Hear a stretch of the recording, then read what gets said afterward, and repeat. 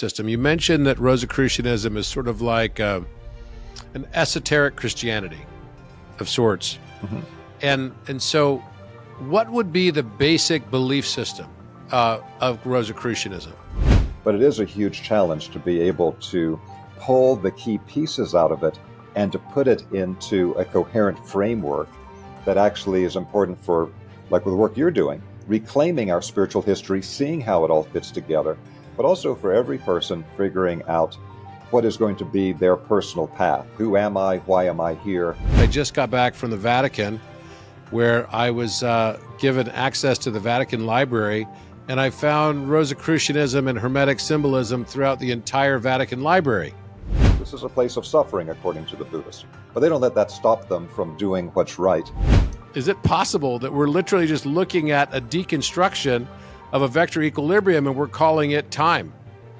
We just start doing egotistical things to try to manipulate power and no longer save the original blueprint.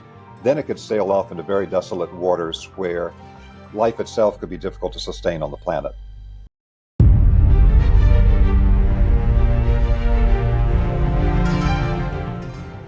Dr. Robert Gilbert, what a pleasure to have you on the Think Tank. I'm so excited to finally meet you. I've been watching your stuff. I kind of have a thing for geometry also, so I think we definitely probably resonate on so many levels, and I'm really looking forward to this discussion. But just welcome to my podcast. Wonderful. Thank you so much. Yes, it's great to connect with you. I've definitely met many mutual friends of us both in our various circles, and it is just so good to be on your show and to get to connect with you. Likewise. So I want to jump right in. I mean, I think you've done such a great job on several podcasts talking about kind of how you got to where you are now, which I think is phenomenal. And I love all the work you're doing. I'm super fascinated by Rosicrucianism. Mm-hmm. And because a lot of the work that I've been doing is directly related to that and what, the Renaissance period polymaths left behind that was encrypted, and it's all related to Rosicrucianism. So I'm just super fascinated to have this conversation with you. Plus, I just got back from the Vatican, where I was given access to the Vatican Library, and I found Rosicrucianism and Hermetic symbolism throughout the entire Vatican Library, which was kind of a shock for me. So I'm wondering if you can kind of elucidate your perspective and illuminate for our consciousness why this thread, this golden thread of Rosicrucianism seems to be so prominent, particularly through the ages and in particular the Renaissance period. Yes, absolutely. So when you take a look at external history, talking about the Rosicrucians, they usually start in the early 1600s when particular books became available in the German-speaking world relating to the existence of this mysterious order of the Rosicrucians. And at that time, they got to be, it was part of, I believe, the type of Renaissance impulse of reclaiming the knowledge from the past that we had lost, the knowledge of ancient Egypt, etc. But the Rosicrucians were presented as a group of independent initiates who were connected, but didn't necessarily have any type of external physical structures or hierarchy to work through. It was often referred to as a type of invisible college that existed on a higher level. Mm-hmm. And if you then go more deeply into it, you find the Rosicrucians themselves say that they had actually begun their operations as Rosicrucians, not at the time that the books appeared in the early 1600s, but back in the 1400s. Particularly, they give dates like 1459 as the time of the initiation of a mysterious initiate named Christian Rosenkreuz. Mm-hmm. And that as you go more deeply into it, it's so deeply connected to the whole Hermetic impulse, the idea of picking up wisdom and knowledge from multiple traditions around the world that, of course, has a very deep connection to ancient Egypt.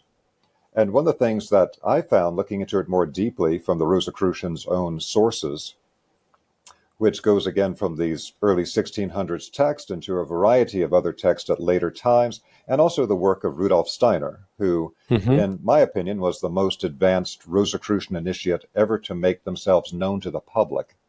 And that was Interesting. a huge sacrifice for Rudolf Steiner to do that. Once you become known, then you get all types of attention that I can makes imagine. a regular life more difficult. Kind of like you. Well, I'm an introvert, and becoming a public figure has become a bit of a challenge. I can But imagine. to do this work, it's so incredibly rich and vitalizing to be involved in this and helping to educate the public on these things, as I'm sure you've experienced. Oh, It's I'm an introvert also. I mean, I like to spend most of my time in things like mathematics and geometry, and so being in the public eye, somewhere I've been most of my life, actually, even though it wasn't something I sought out.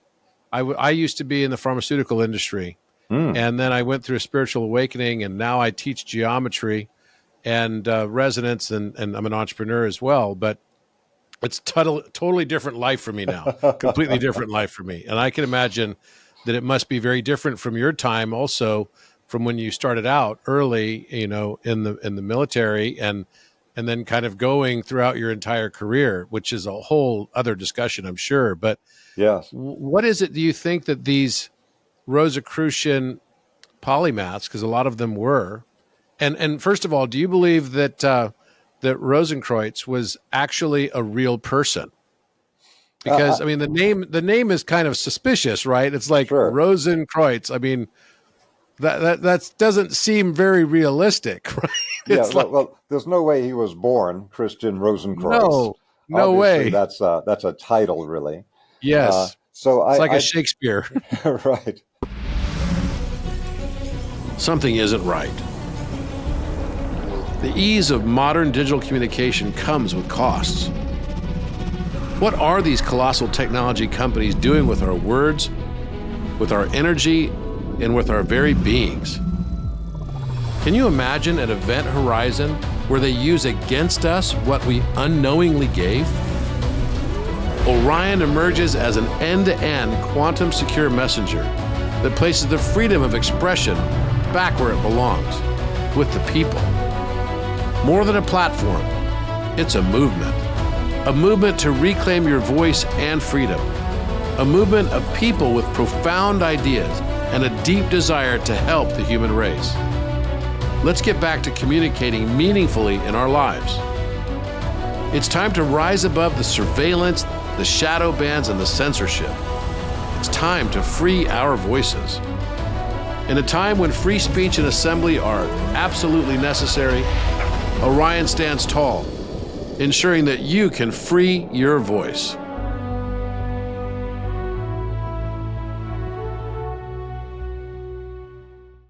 Well, what the Rosicrucians themselves say about it is that in these initiatory processes, this is connected, of course, to number and geometry, which is all through the Rosicrucian work, that it takes a circle of 12 to do the initiatory action that allowed that particular individual, whose name at the time was not Christian Rosenkreutz, to go through an initiation where they attained the level of Christian Rosenkreutz as the leader of this new impulse. Now, one of the background concepts here, really goes back to number one. Let's take a look at the sacred geometry aspect of it, that they really keep emphasizing the 12 around the one. Now, of course, Rosicrucianism is a type of esoteric Christianity. And so it's considered that the figure in the center in original Christianity was, of course, Christ. And then you had the 12 disciples around that being. Very much like Da Vinci's Last Supper. Yes, exactly. And so the whole idea there, Steiner talks about the way that to fully understand the reality of any topic, any reality that we're trying to analyze, we have to see it from 12 different perspectives.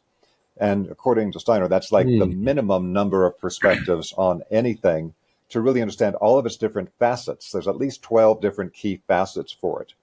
And so that's why we have 12 signs of the zodiac around the sun, 12 disciples around Christ, etc. And then we can take this further to what I like to refer to as the thought forms in the mind of God, which is the actual originating point from a higher divine level for all of the number and sacred geometry mysteries that we so delight in exploring.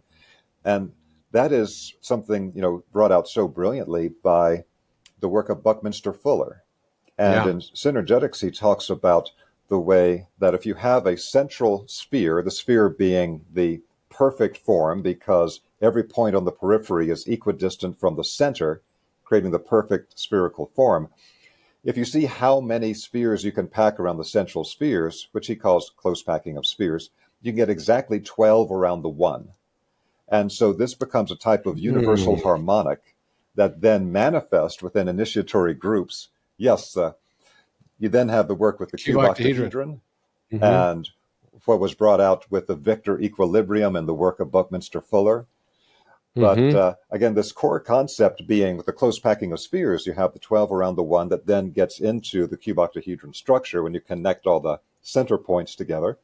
And so that then becomes the originating source for why 12 initiates work to initiate Christian Rosenkreuz in the Rosicrucian story, and why we have the 12 around one with the Christ, etc. So I do believe that this is related to a real process and to the formation of esoteric groups using principles based on numerical harmonics, which then create following the Hermetic principles, as above, so below, is then a mirroring of the higher divine principle, like the 12 around the one with the cuboctahedron, close packing of spheres, and that this became something that was known in ancient times, in ancient Egypt with the Greeks, etc., and then manifested in the actual structure of the initiatory groups. So I do believe Christian Rosenkreuz was a real person.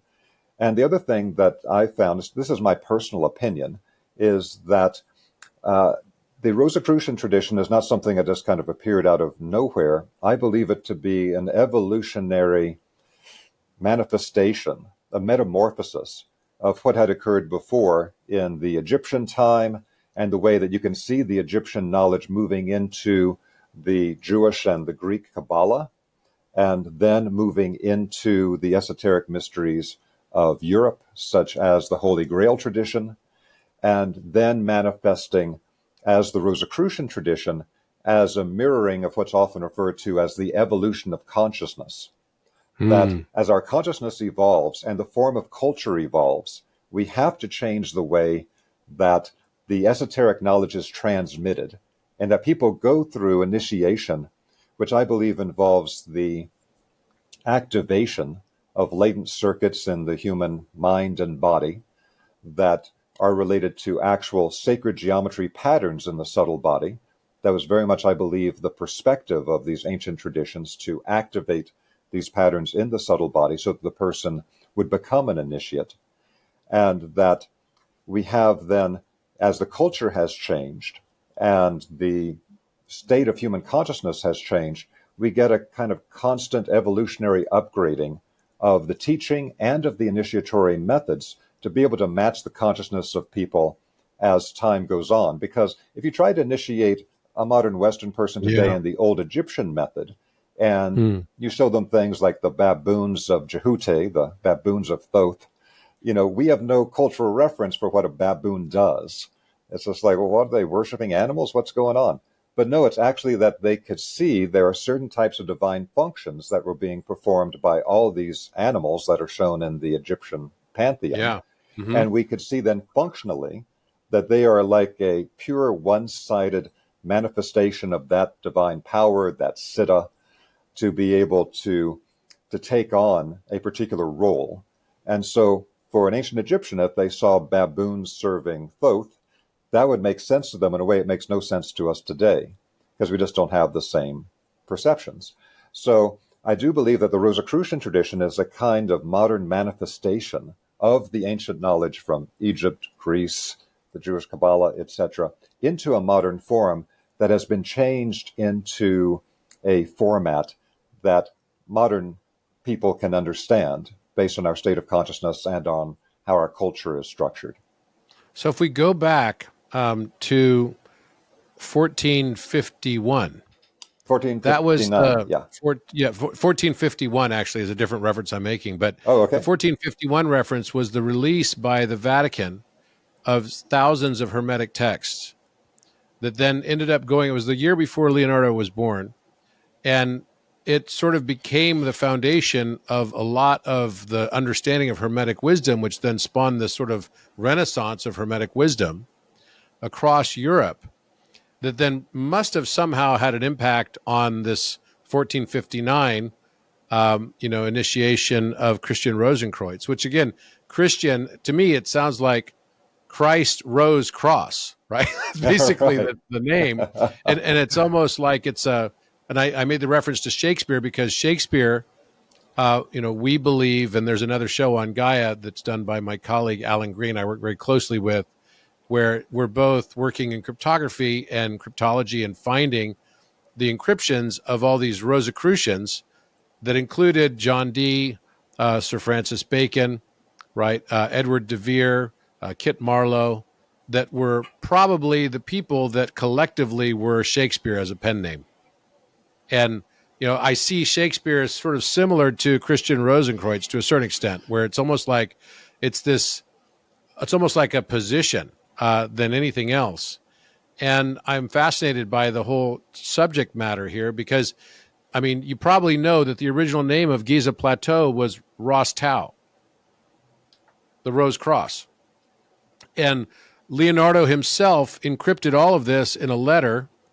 And if you look on the Amorc website, it claims that Leonardo was a member of the Rosicrucian movement in the early stages, which would have been, not long after Christian Rosenkreuz, right? Probably in the 1470s, 1480s.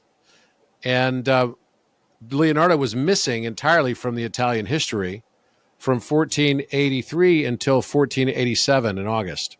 Hmm. And what we had found is that in the Codex Atlanticus, Leonardo left a letter that was a draft letter to Sultan Qaitbay, who was the Sultan of Babylon, which is the original name of Cairo. Babylon, Cairo.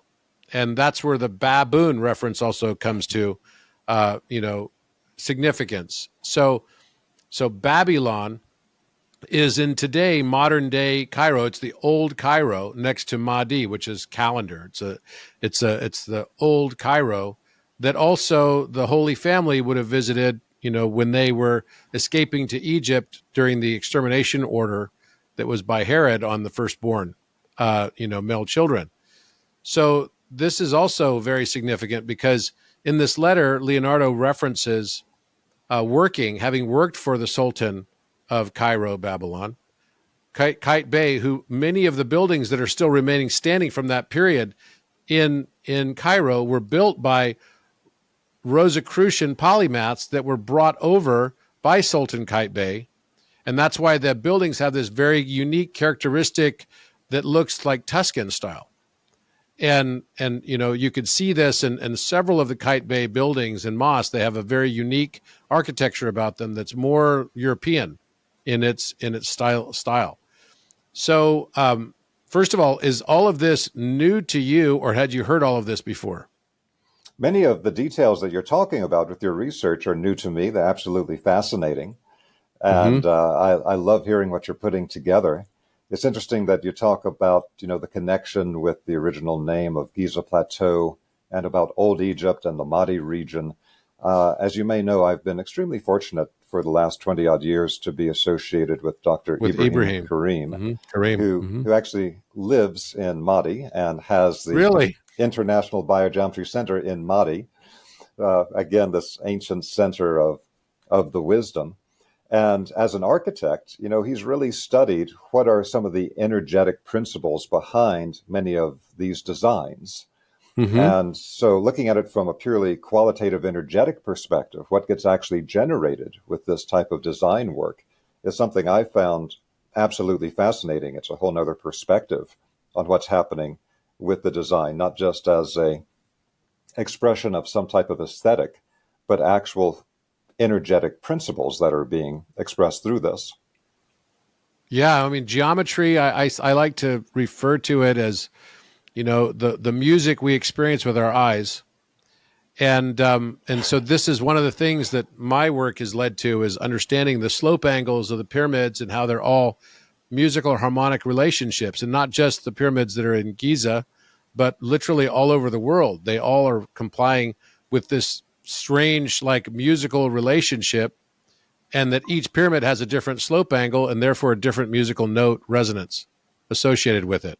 Mm-hmm. And they're all the same notes that you would find in Pythagorean tuning, except using a 24-note scale instead of a 12-note scale. Interesting, yes. Which then combines all of the pentatonic scales into the Western scales. The Egyptians used a 24-note scale. The Indians used a 24-note scale. These are quarter tone scales. And we have a 24,000-year cycle, I believe. And so it's this average you've got on the long side of the 25,920-year cycle, and then on the short side of the cycle, it's only 22,000 years and cycle. So it'd be 11,000, so half of that, and 12,960, and the two added together come out to 24,000 years. So it's 11,040 years and 12,960 for each half, because time speeds up as we get through the other half of the cycle that we're now entering into. But what's fascinating about this is that all of it is reference to Rosicrucianism. And it's really interesting because a lot of people think that the letter that Da Vinci wrote that talks about him going in the cave was actually, about him surveying the great Mount Taurus, which was supposed to be Mount Ararat in many people's minds. But the city that he was in was a city called Calindra, and he wrote about it in this letter. But there's no Calindra that exists on the Euphrates River the way he describes it. And yet he even has a drawing of it, and the drawing is matching exactly the part of the Nile River where Mahdi is today. And the original name of the Nile River I also found to be Gihon, which was the river that came out of the Garden of Eden. And I found a map by Fra Mauro that shows that the Nile is the Gihon River. So all of this is pointing to the great Mount Taurus is actually Bull Mountain, which is the hieroglyphic symbols of the Great Pyramid. And Ras Tau is just Taurus backwards. So all of this is sort of like connecting. And then we found that the Shakespeare writers were all encrypting the coordinates, even the geo-coordinates of the Giza Plateau into the cover of the sonnets. So all of this cryptography has been left by these Rosicrucians almost as if to be found through time. And so then I asked the question, what's so significant about this time right now? And why would these Rosicrucian polymaths have left so much information for us to find today? Well, what I'd like to offer for that is to honor the Rosicrucians themselves by what they say is the significance of these time cycles and for the time that you're in right now. So, as I mentioned, in my view, the most advanced Rosicrucian in modern times ever to make themselves known to the public was Rudolf Steiner. And so when Steiner was giving out this incredible encyclopedia of esoteric knowledge in the early 1900s, which, when we put together all the volumes of either books that he wrote or the collected lectures into books, is over 350 volumes. It's a gigantic compendium of esoteric information, some of which simply can't be found anywhere else. Mm-hmm. He then worked with people to build this modern Temple of the Grail in Dornach, Switzerland, which was the first Goetheanum, which got burned to the ground, and then they built it again out of concrete instead of wood. But he was giving lectures there, and he said to the people that were gathered, he said, the knowledge that I'm giving out right now, this huge amount of previously hidden Rosicrucian information, is not so much for us right now. It's for the people that are coming at the end of the century, the people that are coming at the time that we're at right now. Wow. He said this is going to be a major turning point in time. It's a particular coming together of many different time cycles. So within the Rosicrucian work, there's a whole variety of different time cycles that all are like their own energetic waves. And at certain points, they combine together and form something spectacular. So one of the ideas of this is that, according to the Rosicrucians, with an interesting support specifically from the Babaji lineage in the Himalayas and through the work of Babaji's student, Sri Yukteswar, in his book called The Holy Holy Science, science. Hmm. that they talk about the end of the Kali Yuga is 1899. And so that's like a major turning point right there. The end of the Kali Yuga with the 4 Yuga cycle from the Himalayan tradition, and that is opening up this new period.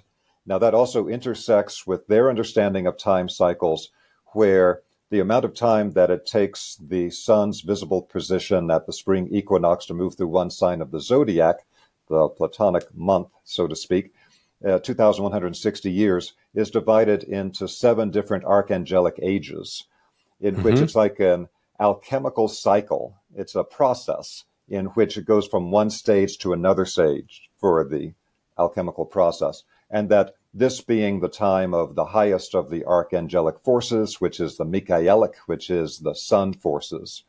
So those two things are coming together, as well as other energetic activities, with the idea that Steiner was talking about. Is this is something that became known as the Michael prophecy amongst the Rosicrucians that worked with Steiner. He said the end of the century is going to have the greatest mass incarnation of initiates in human history. It's going to be such a significant time that everybody's going to want to come at the same time.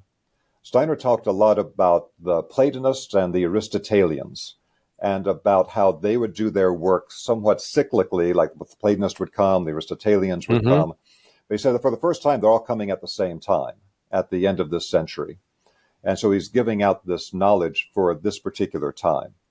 Now, this also relates to their understanding of what they refer to as mechanical occultism. Mechanical occultism is their much longer term perspective on what's happening today with all of our modern technologies, how fast everything is going. And you could see it was the end of Kali Yuga. 1899 was the beginning of all of the growth of our new technologies, the electrification of the planet and everything that's developed in technology so rapidly since then. And so a lot of this has to do with how are we going to put an impulse into this rapid generation of new technology. If we can modify gene sequences, if we can create artificial intelligence that's embodied in robots that are going to start taking over the planet, all these things, we have to make sure that this doesn't sail off into desolate waters. This has to be something that we move to something that's very positive and life-affirming. Now, there's also the idea here that in addition to these external developments, which are now accelerated in the technological physical realm, we also have certain aspects of acceleration in the possibilities of human consciousness and energy development, what we might call human spiritual development, that we have the possibility now for types of development that can be very, very rapid. But there's always counter forces at the same time. So just as it's possible to have very rapid spiritual evolution during this time, we also see that there's a mass problem right now with attention deficit disorder, with people having a hard time even thinking clearly and being able to concentrate, and having difficulty keeping up with modern culture in a way that does not lead to depression and to various types of internal debilitation. So again, I could go on about more aspects of this, but the general upshot of it, based on your question, is that there's an understanding that we're at a critical point right now where we have all of these great initiates from the past, because we have to be very clear that Rosicrucianism, like many ancient spiritual traditions, believes very much in reincarnation. So that there's the idea that these initiates have been here before, and they're all coming now for the next octave of their work in a particular part of an alchemical cycle. Now, one part of this that I find really fascinating is just looking empirically at the release of esoteric information on the planet in the last 100 years.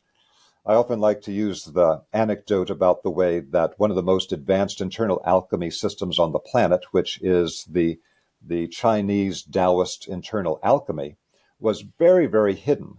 Even in the early 1980s, if you wanted to learn some of the higher alchemical internal alchemy formulas of the Taoists, like what they call the union of Kan and Li, how to bring together fire and water powers in the body to transform the subtle bodies, you had to pay $10,000 in gold to somebody around Los Angeles to be taught that one thing. But now you can buy it in a book for like $19.95.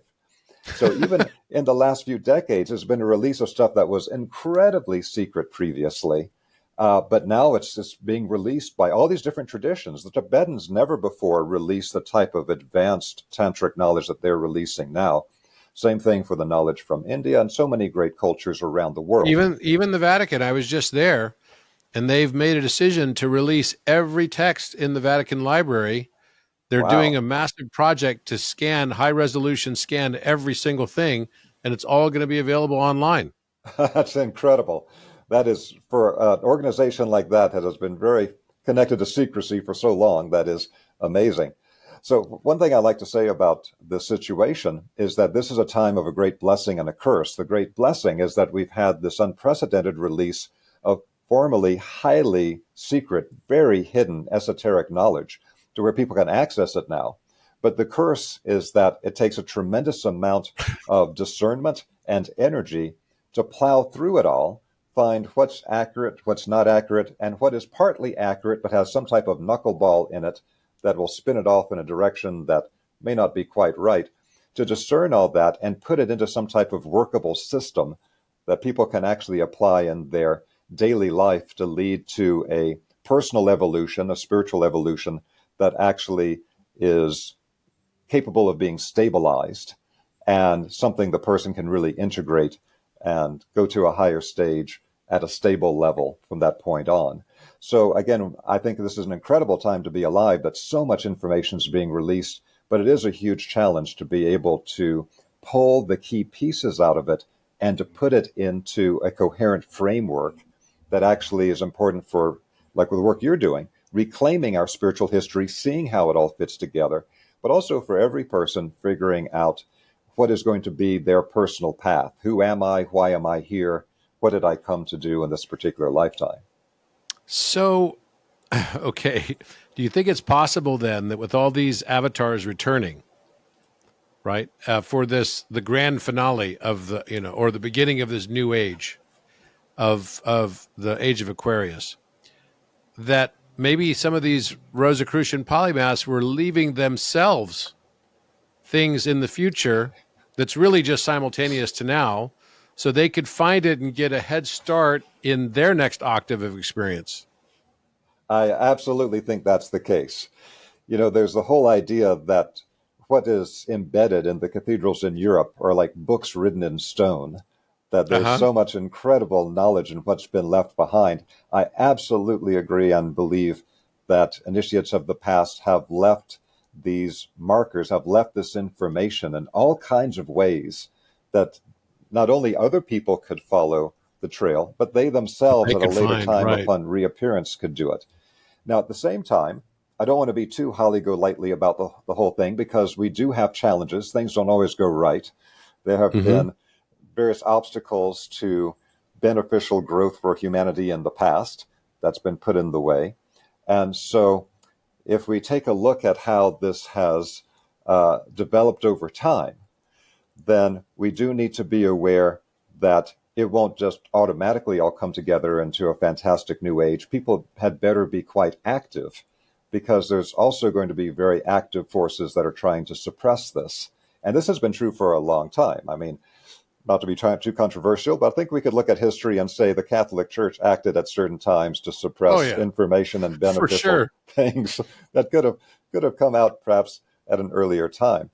And so one thing we have to look at then is the way that some of that information had to be brought out or preserved in such a way, like putting it into the cathedrals of Europe in stone, that the people wouldn't necessarily be hunted down and killed for transmitting the information, and that it wouldn't just be a book that would be burned or something of that kind.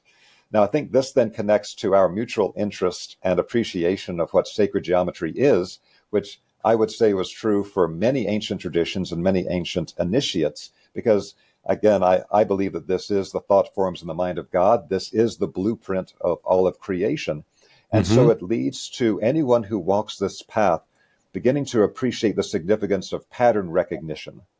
And Mm. once you can Mm. recognize the pattern, then Yep. even though it may appear in slightly different cultural context, you can see that there are connections between them.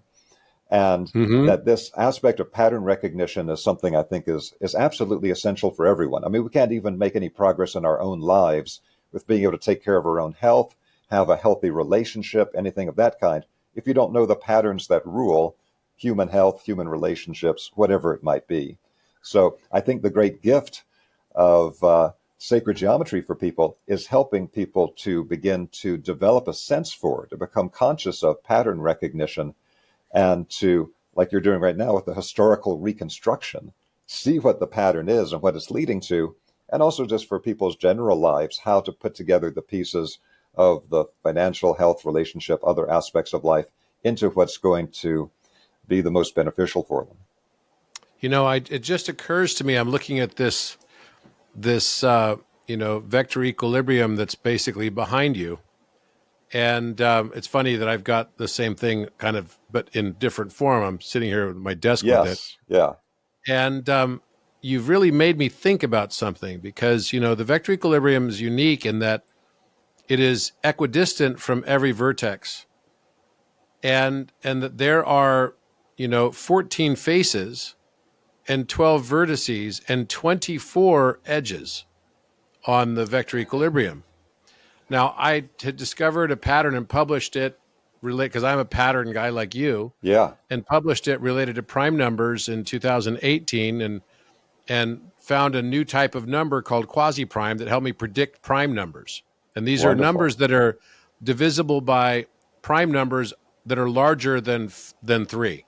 So they start with 5 and go up from there. Hmm. And so it separates out and it creates a Templar cross, like literally a Templar cross in mod 24. And this means that, in the modular positions of mod 1, mod 5, 7, 11, 13, 17, 19, and then 23, you end up with prime numbers, right? All the prime numbers end up in exactly those positions. And the numbers that are not prime are only divisible by prime numbers that are larger than 3, right? And of course, 24ness is associated directly with this because every prime number over 3 squared is a multiple of 24 plus 1 without exception. Wonderful. So this 24ness is related to the edges. So you could flatten this out and it would be a mod 24 wheel, which we find all over Egypt. The mod 24 wheel is something we find everywhere. The 24 notes of music, Buckminster Fuller. You probably know, we may have a mutual friend in Marshall Lefferts, who made the book Cosmometry. And he's been in this field for a long time. And basically, he did a whole thesis around this. But now I'm thinking about the 14 faces versus the 12 vertices. The 12 vertices and the center point being like the Jesus character, right? And then you've got the 12 vertices around it, which would be like the 12 apostles, right? And we see that inside the Last Supper painting. But then in addition to that, the 14 faces, which then gives you this question about the 13th constellation. It's almost like it's there, but it's not there. The Mm-hmm. 13th would be Ophiuchus, and the 14th would be its direct mirrored opposite, which is Orion. And the esoteric symbolism of Orion is directly tied to Osiris. And of course, that's another Jesus figure throughout history, the resurrection and through Horus, etc., the Eye of Horus. This vector equilibrium that's behind you has been triggering the heck out of me just looking at it. And, I used to work a lot with Nassim Haramein. That's like the main structure of all of his work. Yes. And so are we just looking at, is it possible that we're literally just looking at a deconstruction of a vector equilibrium and we're calling it time? I think that there is a tremendous amount that we can get into regarding the relationship between the sacred geometry of space and time. That's something that's always fascinated me. There's definitely a sacred geometry of time, just like there is of space. When I work in biogeometry with Dr. Karim from Egypt, there's very much a biogeometry of space and time, having to do with energetic principles and energetic rhythms. Now, again, for me, the thing that makes sacred geometry sacred is that it is the foundation of the world. It is the invisible blueprint of everything. Everything comes out of it. And again, I think of it the way it was spoken about in the ancient world, that it was the thought forms in the mind of God. And that's really what we're accessing them. It's kind of like when some of this was being re-accessed by the Theosophists in the early 1900s. And they had these books like Mathematics of the Cosmic Mind. There's this whole understanding that the Greeks had as well, that we're really accessing something at a deeper level that really exists, that it has a consciousness of its own, that, we talk about things in modern science as being self-organizing. But to me, to some degree, that's an empty placeholder of a concept. Okay, it's self-organizing, but something has to be an organizing principle for it to come together. It has to exist on some physical or energetic or consciousness level. And then you look at the works like Amit Goswami's work on the self-aware universe, showing all these aspects of modern physics that are really showing that consciousness is the basis. And then the energetics and the physical crystallization come after that. So what I find so fascinating about this and what you're talking about with the importance of the vector equilibrium, to me, somebody like Buckminster Fuller had that state of consciousness that we could really perceive what are the fundamental blueprint patterns behind all of creation. And there's all of these amazing things that's embedded in his work, like the form of light itself being a tetrahedron that he has in his work. Or that when you look at the Platonic solids, it doesn't necessarily just end at the Platonic solids. He shows a continuation of the sequence into things like the rhombic dodecahedron. And that this is like a more evolved form that's going to come later. Just like he predicted the form of the C60, buckyball, Buckminster Fullerene type Hexapentacus, truncated icosa. So, yes, I find this absolutely fascinating that we really get down to core sacred geometry blueprints, like you're talking about with flattening the cube octahedron. And then the numbers come up, the pattern comes up, and also the grid lattice comes up. So to me, grid lattices are one of the most fascinating concepts in all of existence, that it really has to do with what is the energetic matrix behind everything. So when I began to work with Dr. Karim and the Egyptian biogeometry, a lot of it is what is the way that the energy is moving through certain nodal points and energetic connection points in any location. And then according to the way that you then use the forming process to like form a wall of an architectural structure, the numbers that you use, the angles that you use, the shapes that you use are all resonating principles that will resonate with something at a higher level, just like an energetic signal and an antenna. And that you can then start manifesting this to, again, as above, so below, use the Hermetic principle to use the same patterns that we use to create our world, but now doing it consciously here. One thing I found really fascinating in the very beginning of Rudolf Steiner's work, this was 1904 maybe, he gave a series of lectures as he was just starting to teach publicly, and it was called The Temple Legend. And so he talked about the way that what the original Freemasons who built the cathedrals, what they actually understood about their work. He said this was something that they called the royal art. And the royal art of these original Masons was that they were learning the design principles that higher spiritual beings used to manifest the physical world, and then they were replicating it in their own designs to then create these initiation books written in stone with the cathedrals of Europe. But this idea of the royal art has always been something that has tremendously inspired me. That one way that Steiner put it, he said that to create the world we live in now, beings beyond the human level had to create it.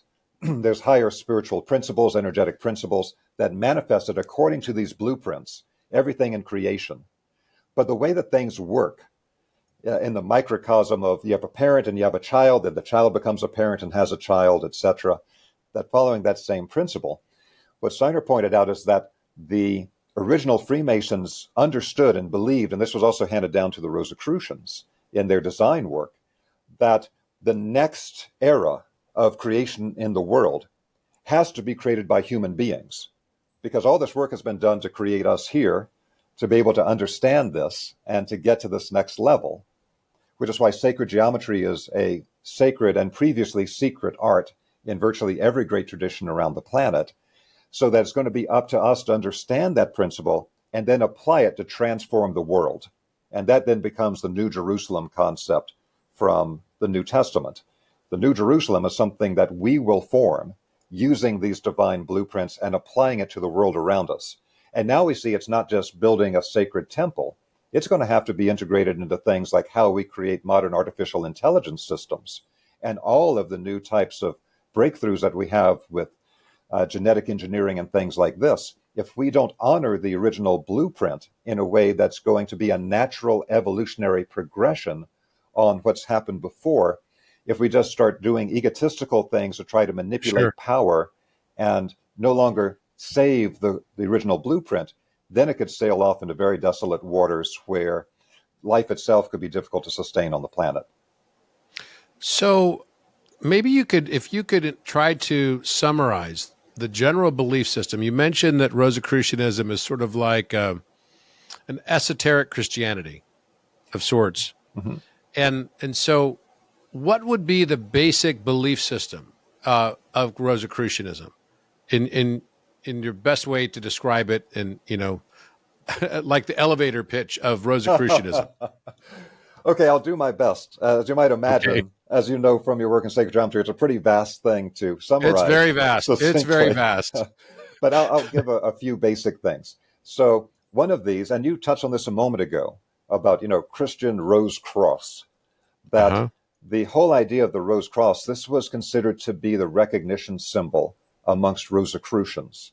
Not necessarily always represented physically, but they would believe that it could actually be projected as a thought form in a way that would resonate with other people and higher realities, which is another topic, but that the whole concept behind it is that the image is of a black cross that has 7 red roses growing out of the black cross. Now, the 7 red roses are essentially the 7 energy centers, or the chakras of the Himalayas, that are then able to fully blossom, the lotus flowers of the human energy body, in a structuring of the human energy system that allows us to reach a higher state. And so the black cross is like the concept from Plato about the world soul is crucified on the world cross, and the whole idea that the black cross is a crucifixion. And so in a sense, we're all crucified on the black cross of the physical body. And this opens us up to tremendous potential suffering. Once you're trapped in a physical body and being tortured in various ways, it's the possibility of great suffering. But it's through the physical incarnation process that we then go through this initiatory experience. We go through an evolution of consciousness to where we structure the subtle body to a higher level. And this will allow us to get to a future state that is beyond where we are right now. And that then becomes the deeper teachings about types of initiation practices, ways to develop the consciousness and energy, ways to preserve it within the energy body. This goes back to Egypt, to be able to go through the gate of death and not lose the structuring of the subtle body. That's the pearl of great price, the structure of the subtle body. And so, again, it's understanding that we may have to suffer on the physical plane. This relates to esoteric Buddhism, which in some ways is very deeply connected to esoteric Christianity. You may suffer here. This is a place of suffering, according to the Buddhists. But they don't let that stop them from doing what's right and having mindfulness and having loving kindness to help all beings on the planet. And like the Buddhists have the Bodhisattva vow, where you'll pledge to continue to incarnate until all sentient beings attain enlightenment, although that may entail suffering of various kinds. And so this Rosicrucian idea is somewhat related to it. Now, with us then being incarnated into the physical body, the physical world then becomes the thing that we are supposed to work on to use the principles that we understand, what we think of as sacred geometry, of these divine principles, everything that's within a divine mathematics and sacred geometry and all of these principles and patterns, that we need to understand them consciously, and then we can recreate the world with the royal art into the form where it not only works the best for all human beings, but for all life and to move the earth itself as a living being up to its next evolutionary state. Now, within that process, then, it's understood within Rosicrucianism that we go through multiple lifetimes, and even within a single lifetime, we go through all types of different initiatory trials, different experiences that we have to overcome.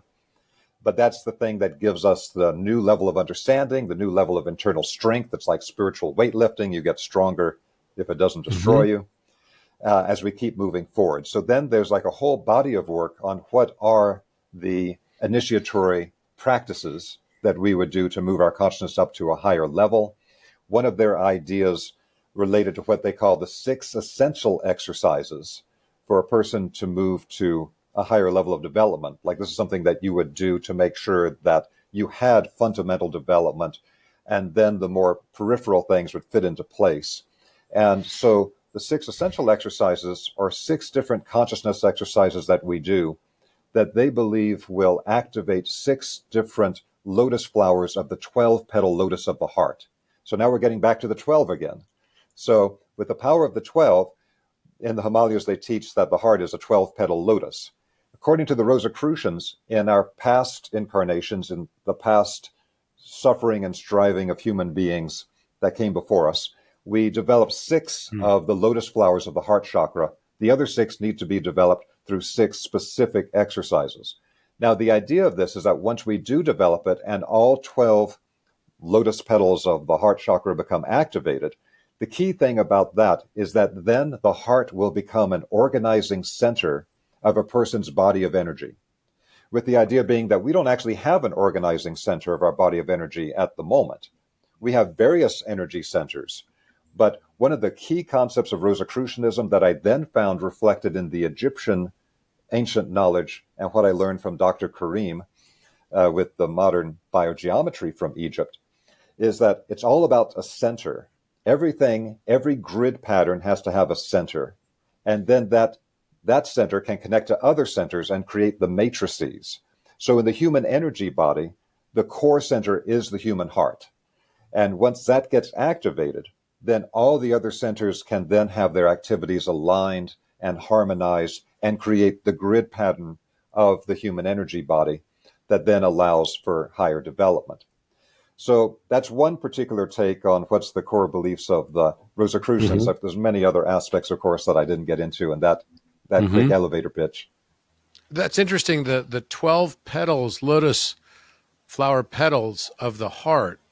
I mean, if I think about it, I tend to think of it this way, and this is not from Rosicrucian teaching. It's just been my own study of Hermeticism. Yes. It's like our spine, starting from the base or the root, goes up to the crown. And I think of it as judgment versus love. So the way I think of it is like if the first chakra would be 1 out of 7 love and 6 out of 7 judgment. The second chakra, the sacral chakra, becomes 2 out of 7 love. It's like a scale. And then 5 out of 7 judgment. And then the third chakra becomes the solar plexus, and that's 3 out of 7 love and 4 out of 7 judgment. And then we tip the scale at the heart. But these are all, and it becomes 4 out of 7 love and then 3 out of 7 judgment. And then the throat chakra becomes 5 out of 7 love and 4 or 2 out of 7 rather judgment. And then 1 out of 7 or 6 out of 7 love for the pineal gland, and then the combination of pineal and pituitary creates the crown chakra, and then you're in love consciousness. But the major first love consciousness, when we finally tip the scale beyond the heart, going into the throat, and the throat having like 3 layers: self-awareness, self-actualization, and then self-transcendence. And that's when magic returns, and manifestation, and being able to voice things into reality, and creation and leadership. And so the next chamber in the Great Pyramid that we predicted based on Vitruvian Man, because we found it's an encryption, he's cut into 14 parts, just like this. Yes. Right. And actually, when you overlay the Great Pyramid on top of it, you find that each of the lines that Da Vinci left on the body of Osiris, Orion, is actually exactly where the chambers are within the pyramid. And then it predicted exactly where the next chamber would be, which is at the throat chakra line. And they just announced, Jean-Pierre Houdin, a famous archaeologist and architect, French, that's on the Scan Pyramid project, basically just outlined mirror matching exactly what we had said in Codex 4 years ago, where this next chamber is. And I've been in there through astral travel, and it's the Meta Throne, which is the throne beyond, right? And it's almost as if it's described in the book of Revelations 4, where it says there's a throne that's surrounded by the 24, right, aeons, which are all of these angelic beings. But it's almost like if you looked at it from the position of the throat chakra chamber, which is just above the king's chamber, and it becomes like a glass crystal that then opens up like a portal in a way. And then it references emerald and jasper stone and sardine stone. Mm-hmm. And to me, this is all very much related to where we're going now as some people in the world start the ascension process into the throat chakra activation.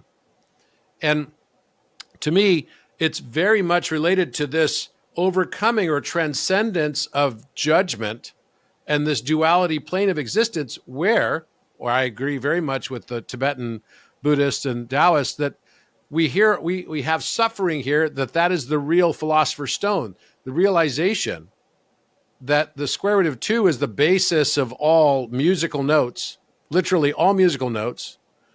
And that's why I was sort of looking at all this stuff related recently to the discussion with Terrence Howard and with Joe Rogan, where he talks about, 1 times 1 equals 2. Well, if that was really the case, then the universe would literally cease to exist because there could be no musical notes, because every musical note is just, 12 over 1 root of 2. And then the next musical note on the scale is, 12 over 2 root of 2, and then 12 over 3 root of 2, and 12 over 4. And then you get to 12 over 6 root of 2, which is the square root of 2. 1.4142, and that splits exactly down the center, creates the yin-yang of all existence, and every musical note in equal temperament is exactly this mathematics. So if 1 times 1 really equaled 2, then we would have no differentiation of anything, and everything would just be 1, which is fascinating as a concept, because I think, okay, maybe Heisenberg's uncertainty principle and what the last year's Nobel Prize was awarded for, entanglement, is more that 1 times 1 could be whatever you believe it's going to be, right? It like literally could be that, but we're in this realm where it is very much striated and broken down according to our chakras and everything, where we're basically going through this exact mathematical matrix. And it's almost as if we are simply dimensionally limited avatars in a mind-based simulation to find ourselves and remember who we are. Fantastic. Thank you so much for sharing that. That was great. I mean, is that consistent with how Rosicrucians actually see it as well? Well, definitely the last thing you touched upon is connected with this. I would say that for the Rosicrucians, one thing that you'll sometimes find with this idea about us living in the simulation, the way it's presented sometimes in modern times, is like we got kind of stuck here by the demiurge or something, and we can just kind of bust out. The Rosicrucian concept is that certain higher beings went to a lot of trouble to create this world for us, so that as young spiritual beings, we would have a physicalized experience that allowed us to be more self-aware to go through this. And that once we get to the point where we have used all of the experiences we can have with the reflective power of our 5 senses to make us self-aware and go through everything on this plane, we'll get to the place then that we can function fully consciously without a physical vehicle. We don't have a physical body. Things like astral travel and consciousness experiences are a intermediary step. Yeah, that in time it's going to get to where in between incarnations, where you don't have a physical body, you'll be much more fully conscious. So the idea is that there are latent organs of spiritual perception within the body. The chakras, the acupuncture points, all of these energy centers. If you go back to the original Sanskrit for the chakras, the original Chinese for the acupuncture points, they all have particular names that relate to a function, a power, a siddha that they carry. So it's a differentiated power. And so as they get activated, these are like latent organs of spiritual perception that are actually within the energy body. These are like the siddhas and the granthis, right? Yeah. So that we can then, having activated the latent organs of spiritual perception, which again is the languaging of the Rosicrucians, that we can then operate fully consciously outside of a physical body. But if we were to go prematurely, then what we would find is that we might be like Helen Keller in the physical world. In our experience of the spiritual world, we might be deaf, dumb, and blind, and we may have to be guided by higher beings because we haven't developed enough of our own latent organs of spiritual perception to be able to operate fully at the higher level. And you see these pictures in things like the Egyptian Book of Coming Forth into Light, which we call the Egyptian Book of the Dead, where like the person who's being led into the hall of judgment for the afterlife and these things, they're kind of bent over and they're kind of lame and being like led by a higher being into this chamber. And it kind of shows that they don't have the ability to really navigate it by themselves. So there's a whole aspect here about appreciating the experience of being in a physical body in a physical world, although it hurts sometimes, so that we can get to that higher level, that we can then operate outside of a physical body. But having the gift of physicality at this time allows us to develop those higher abilities, that higher consciousness. It's as if the square root of 2, which is like the essence of duality, the infinite aspect of duality, is like a great blessing that we have to be able to learn how to transcend and remember our divine aspect. And to me, the square root of 3 becomes the divine aspect that is very beautiful, and it's embedded right inside of the vector equilibrium behind you, and it's the foundational basis of Metatron's cube. And so when you add the square root of 3, which is the divine aspect, to the square root of 2, which is the aspect of duality, it comes out to approximately pi. So it becomes full circle. So you could think of the diameter of 1, and then pi is the square root of 2 and the square root of 3 as the circumference, which is fascinating because when I started looking at that and I found that I wanted to know, okay, what percentage of the circle then of 360 degrees would be attributable to the square root of 2? Because 1.4142 plus 1.73205 is the square root of 3. That gives you 3.146. Now, I was really shocked to find that the percentage of that circle that comes out is like 0.449, but it comes out in degree reference as exactly 161.816 degrees. So it's a phi palindrome mirror to each other. It turns, literally led the square root of 2 of duality into the golden number. It's a beautiful revelation of the mathematics of the cosmic mind, for sure. Fantastic. So it's like this, without the context of the divine, suffering is just suffering. It's like learning math without meaning. Math without meaning is tough to learn. Yeah. But math with meaning is divine communication. I love that. Let me share a little bit with your audience about some of the things to illustrate this idea, and also the whole idea of pattern recognition that we have here. Because we were talking about before, I was talking about the way that the Rosicrucians view the heart as an energetic principle that needs to be activated to create an organizing center for all the other activities in the energy body to be harmonized together. So if we go back to some of the fundamental teachings of the Jewish Kabbalah, with the understanding that many of those go back to ancient Egypt, because, of course, Moses was an initiate in the Egyptian temple, and that information came out. So you'll find certain things that tend to indicate that, for example, the tree of life in the Jewish Kabbalah had a form previously in ancient Egypt, and that many of these principles did as well. So one of the most remarkable texts of the Jewish Kabbalah is the Sefer Yetzirah, the Book of Formation, amazing Mm-hmm. text. And of course, one of the core concepts there is that there is in the classical Hebrew alphabet 22 letters, and the 22 letters are really each a divine force. And then they're referred to as flame letters when they're representing this divine Yeah. power that each one has. And they bring out that the 22 letters are divided into three groups: the three mother letters, the seven double letters, the 12 elemental letters. And they keep focusing on the 3, 7, and the 12 and how important this is. But like all these ancient texts, they don't necessarily tell you what the deeper teaching was, which you would have to receive verbally from somebody in the tradition. They weren't going to put that in a text, but they're putting enough so that you could be reminded about it the next time you came back, if you got a hold of the text, or if you already were an initiate, then you could see the principle behind it.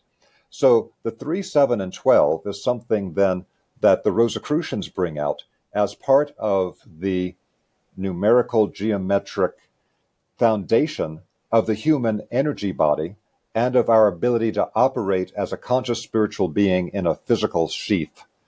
Like they talk about in the Indian tradition, this is the sheath made of food, the physical body that we live in. So one thing that Steiner brought out, and this was like really a hidden Rosicrucian teaching before he gave it out publicly, which was one reason many people were upset with him at the time for revealing all these secrets, is that there's a particular numerical harmonic of 1, 3, 7, and 12. And so the 1 was considered to be too sacred in the ancient Jewish Kabbalah to be able to speak about directly. Just like you could never say the true name of God. It's Right. like, and you couldn't represent God in a visual form. That was like part of the Jewish tradition. But for the Mm-hmm. Rosicrucians, they say that it's actually not just 3, 7, 12, it's a 1, 3, 7, 12 harmonic. And that one way that this manifests as a creation blueprint is that it is telling you the number of anchor points for particular functions or subtle bodies within the human physical body, and then become clues to their location. So, for example, the 1 is considered to be related to what in Himalayas is called the cave of Brahma. So the third ventricle of the brain, where you got the pineal and pituitary, and you've got the pulsation of the cerebral spinal fluid. So that is like the anchor. The wedding hall. Yeah, that's absolutely this core place where our consciousness is anchored in the physical body, and that's the 1. And that relates to our spirit core. Then the 3 relates to what we might think of in Western terms as the astral body of consciousness. And so that becomes the 3 primary energy centers in the body, which are understood as being in the head, the chest, and the abdomen. So in Rosicrucianism, it becomes thinking, feeling, and willing. But then you have with the Buddhists, it becomes thought, speech, and action. If you're with the Sufis, it becomes head, heart, and hands, because they don't like talking about the lower abdomen. They'll talk about the forces from lower abdomen animating the hands, so you don't get into sexual forces and things like that. There's all these different ways of representing these 3 primary force centers in the body. Mm-hmm. And that then becomes the 3 Dantian, the 3 elixir fields in the Taoist tradition for internal alchemy. So the foundation of internal alchemy in the Taoist tradition, which again I believe has some of the most advanced internal alchemy formulas in the world, is working in the upper Dantian with our consciousness field in the heart, for the middle Dantian, which is the balance point for the system, and then the lower Dantian for where not only sexual forces, but all Jing, all vitality, all the life force is in the lower abdomen. And then the lower Dantian becomes the place we're supposed to sink our energy in all these energetic practices so that our life force stays strong in the lower abdomen. So this becomes then a universal mystery when you understand, like, what's the significance of the 3? All these different traditions are working on alchemical formulas related to the 3 astral body centers and how to develop them further. Then the 7 is related to the etheric life body and becomes the 7 chakras that we know from the Himalayas. The 12 becomes related to what we find in medieval esotericism, where they'll show the 12 signs of the zodiac distributed all the way from Aries at the crown of the head to Pisces at the base of the feet, so that the zodiacal forces then become 12 different differentiated force centers in the human physical body. So the 13712 becomes then an understanding hidden inside of the Jewish Kabbalah, then explicated further by the Rosicrucians for understanding these different energy placements in the body and how they work on different layers together as a complete system. Then when you go into the different pieces of it, all these other things begin to reveal themselves. So, for example, with the seven. So seven is understood in some traditions as being related to time, like 7-year time cycles is something the Rosicrucians 7 days work in a with. week. Mm-hmm. Yeah. And so related to the seven is the idea that you've got the 1, 2, 3, and then you have the 4, and then you got the 5, 6, 7, and that the first and the seventh are reflections of each other. Everything's working in this mirror imaging idea. You see the same thing in some of the walls in Egypt, where on some of the walls you'll see like a figure walking upright, and then beneath them it's reflected and being inverted, going the other direction. So the first and the seventh are connected, the second and the sixth, the third and the fifth, but the fourth stands alone as a balance point. So that's the way that, for example, the Rosicrucians understand time cycles, and that they understand what's been happening on the earth since the Atlantean period. So they understand there to be 7 post-Atlantean time periods. The first they call the old Indian Vedic tradition. And that's the time of the laws of Manu, the founding of the Vedic tradition, these types of things. Then the second was the time of the Persian Zoroastrian tradition. The third is the Egyptian, Chaldean, Babylonian. The fourth is the Greco-Roman. The fifth is our current European. The sixth will be a future epoch related to Eastern European. And then the seventh is a very complex topic to get into. But the whole idea here is that these things are all reflecting each other. The first and the seventh, second and sixth, third and fifth. So that's one of the reasons that the Rosicrucians say we're so fascinated by Egypt today, is that we are living in the time that is the reflection of the Egyptian period.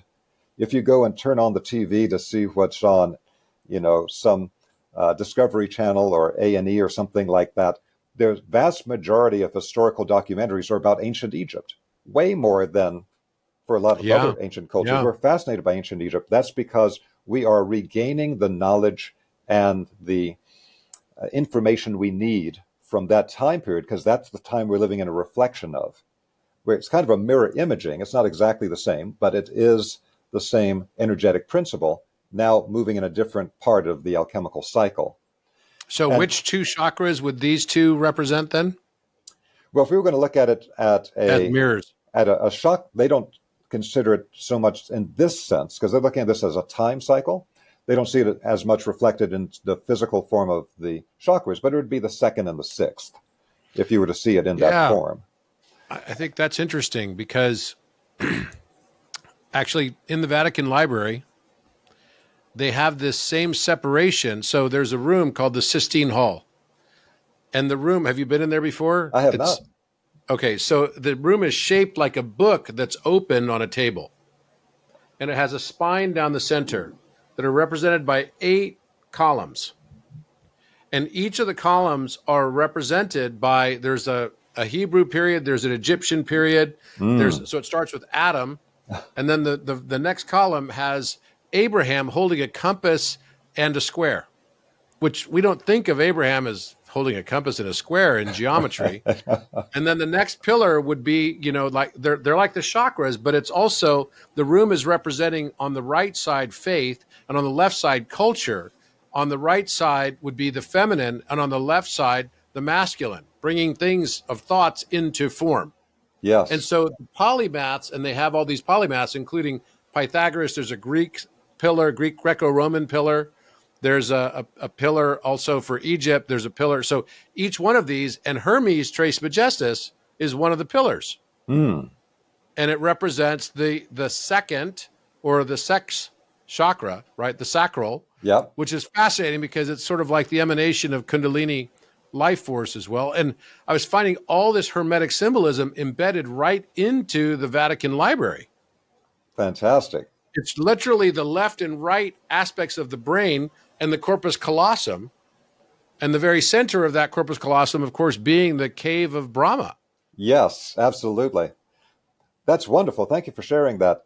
And again, the principle behind this, I think, for our viewers to take away from this is that you will find all of this embedded information within patterns that are shown in these esoteric contexts.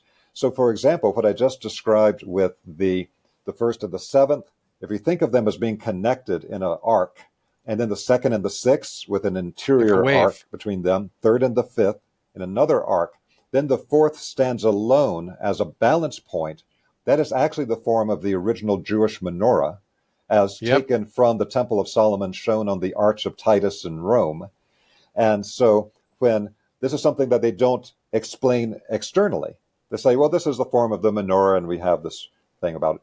But the whole idea of it really is that the whole form of the menorah is showing the sevenfold time cycle. It actually is based on the first and the seventh candlestick are connected in an arc, the second and the sixth, third and the fifth, and the fourth stands alone as the balance point or the turning point of time. Then that connects with the Rosicrucian work, being essentially esoteric Christianity, believing that the time that the great initiate Jesus was able to take in the sun spirit to transform the consciousness and the energetic sheath in a type of solar yoga to a much higher level was a turning point in time and a change of the mysteries and initiation processes to a new phase. And that was the fourth standalone period in the Greco-Roman time.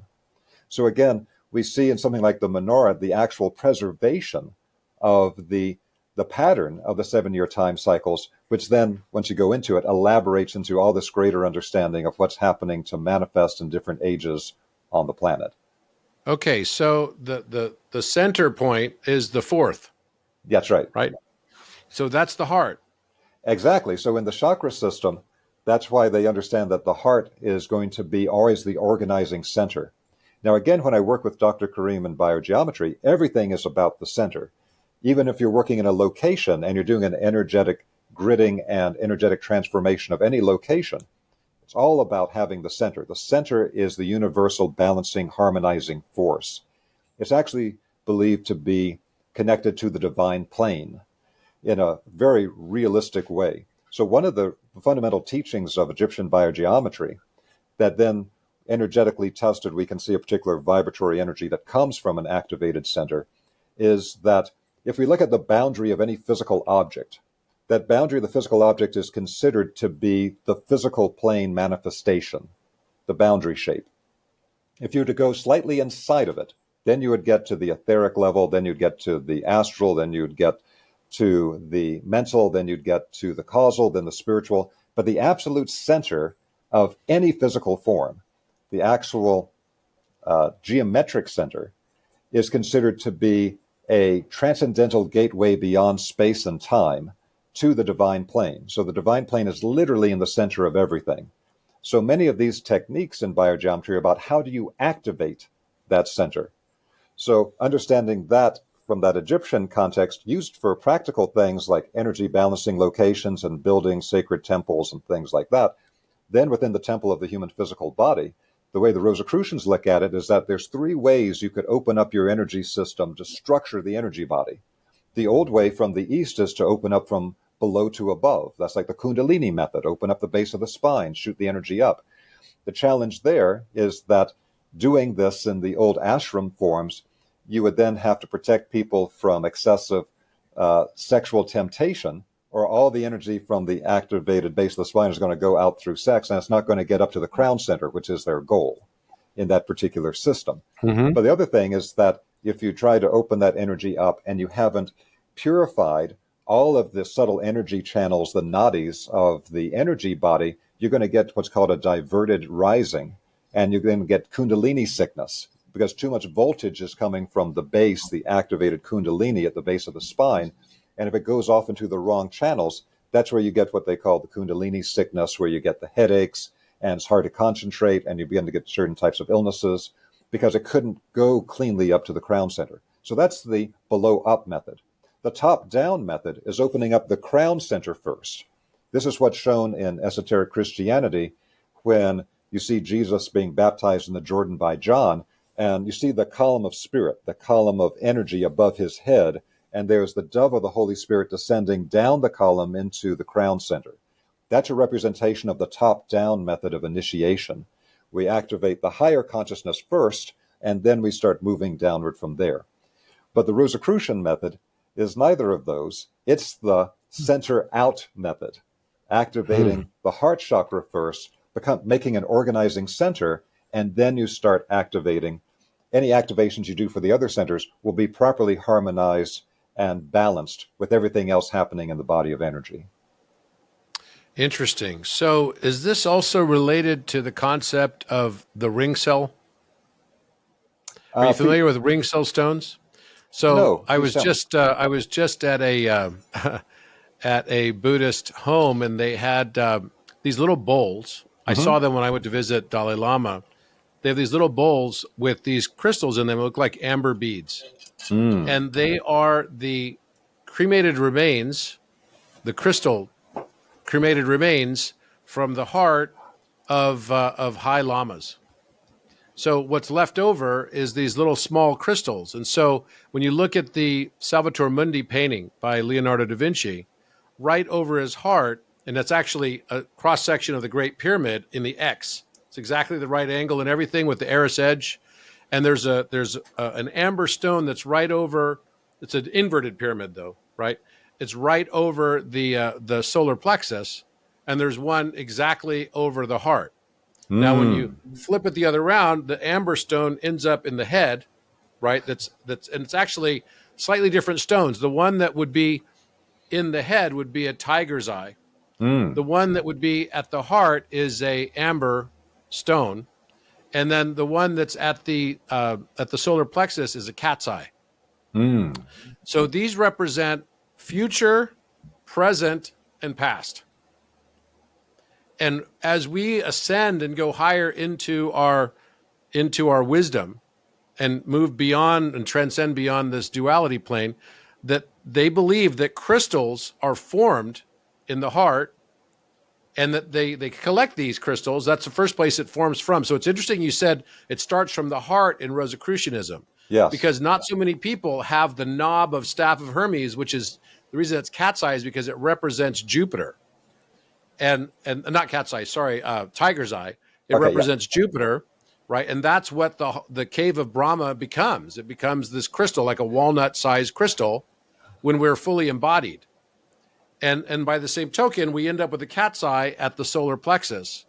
And that this, when you burn the remains of such a lama, you'll find these crystals in the burnt ashes remaining. It was interesting that in the description of the burning of at the stake of Joan of Arc, they found a large crystal. One of the guys there found a large crystal that was left over from her remains, and he tossed it in the river. And many believe that was the refined purity embodiment of their life force energy that carries through your different incarnations.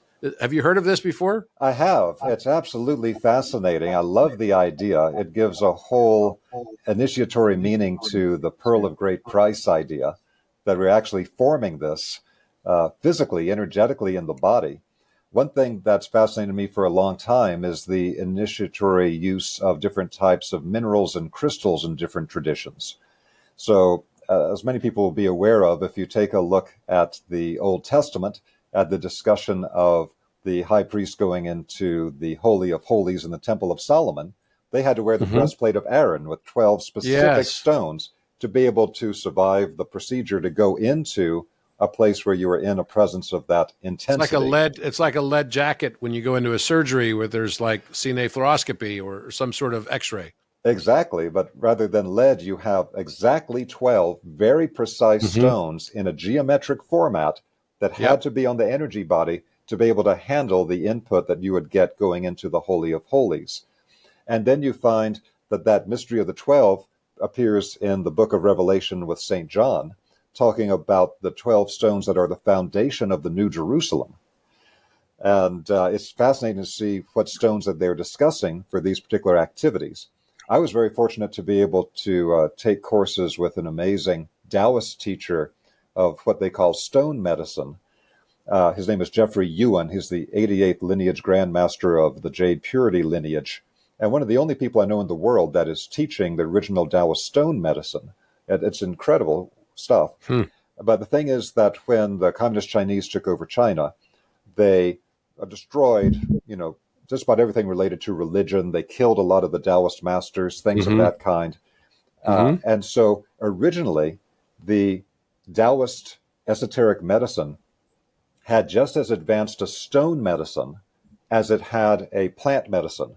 But to create what's now called traditional Chinese medicine, which is not traditional Chinese medicine, it's the modern communist Chinese version of it, Uh-huh. they took out not only all the esoteric references from the Chinese medicine that the Taoists had created, they also took out the stone medicine because they thought, Interesting. well, for us to get the Chinese medicine out, in the West, they just understand pharmaceuticals, and that's related to Mm-hmm. the plants. So they'll understand plant medicine. We have Sure. acupuncture Uh-huh. and plant medicine. If you go to TCM education now, that's what you're going to get. But they also had a mineral stone medicine that was incredibly advanced. And when you get into what these Taoists actually understand about what the different stones do energetically Mm-hmm. in a human being, how they activate certain forces, it's absolutely mind blowing. It goes way beyond what we have with crystal work in the West today, with the level of precision and insight that they have with it.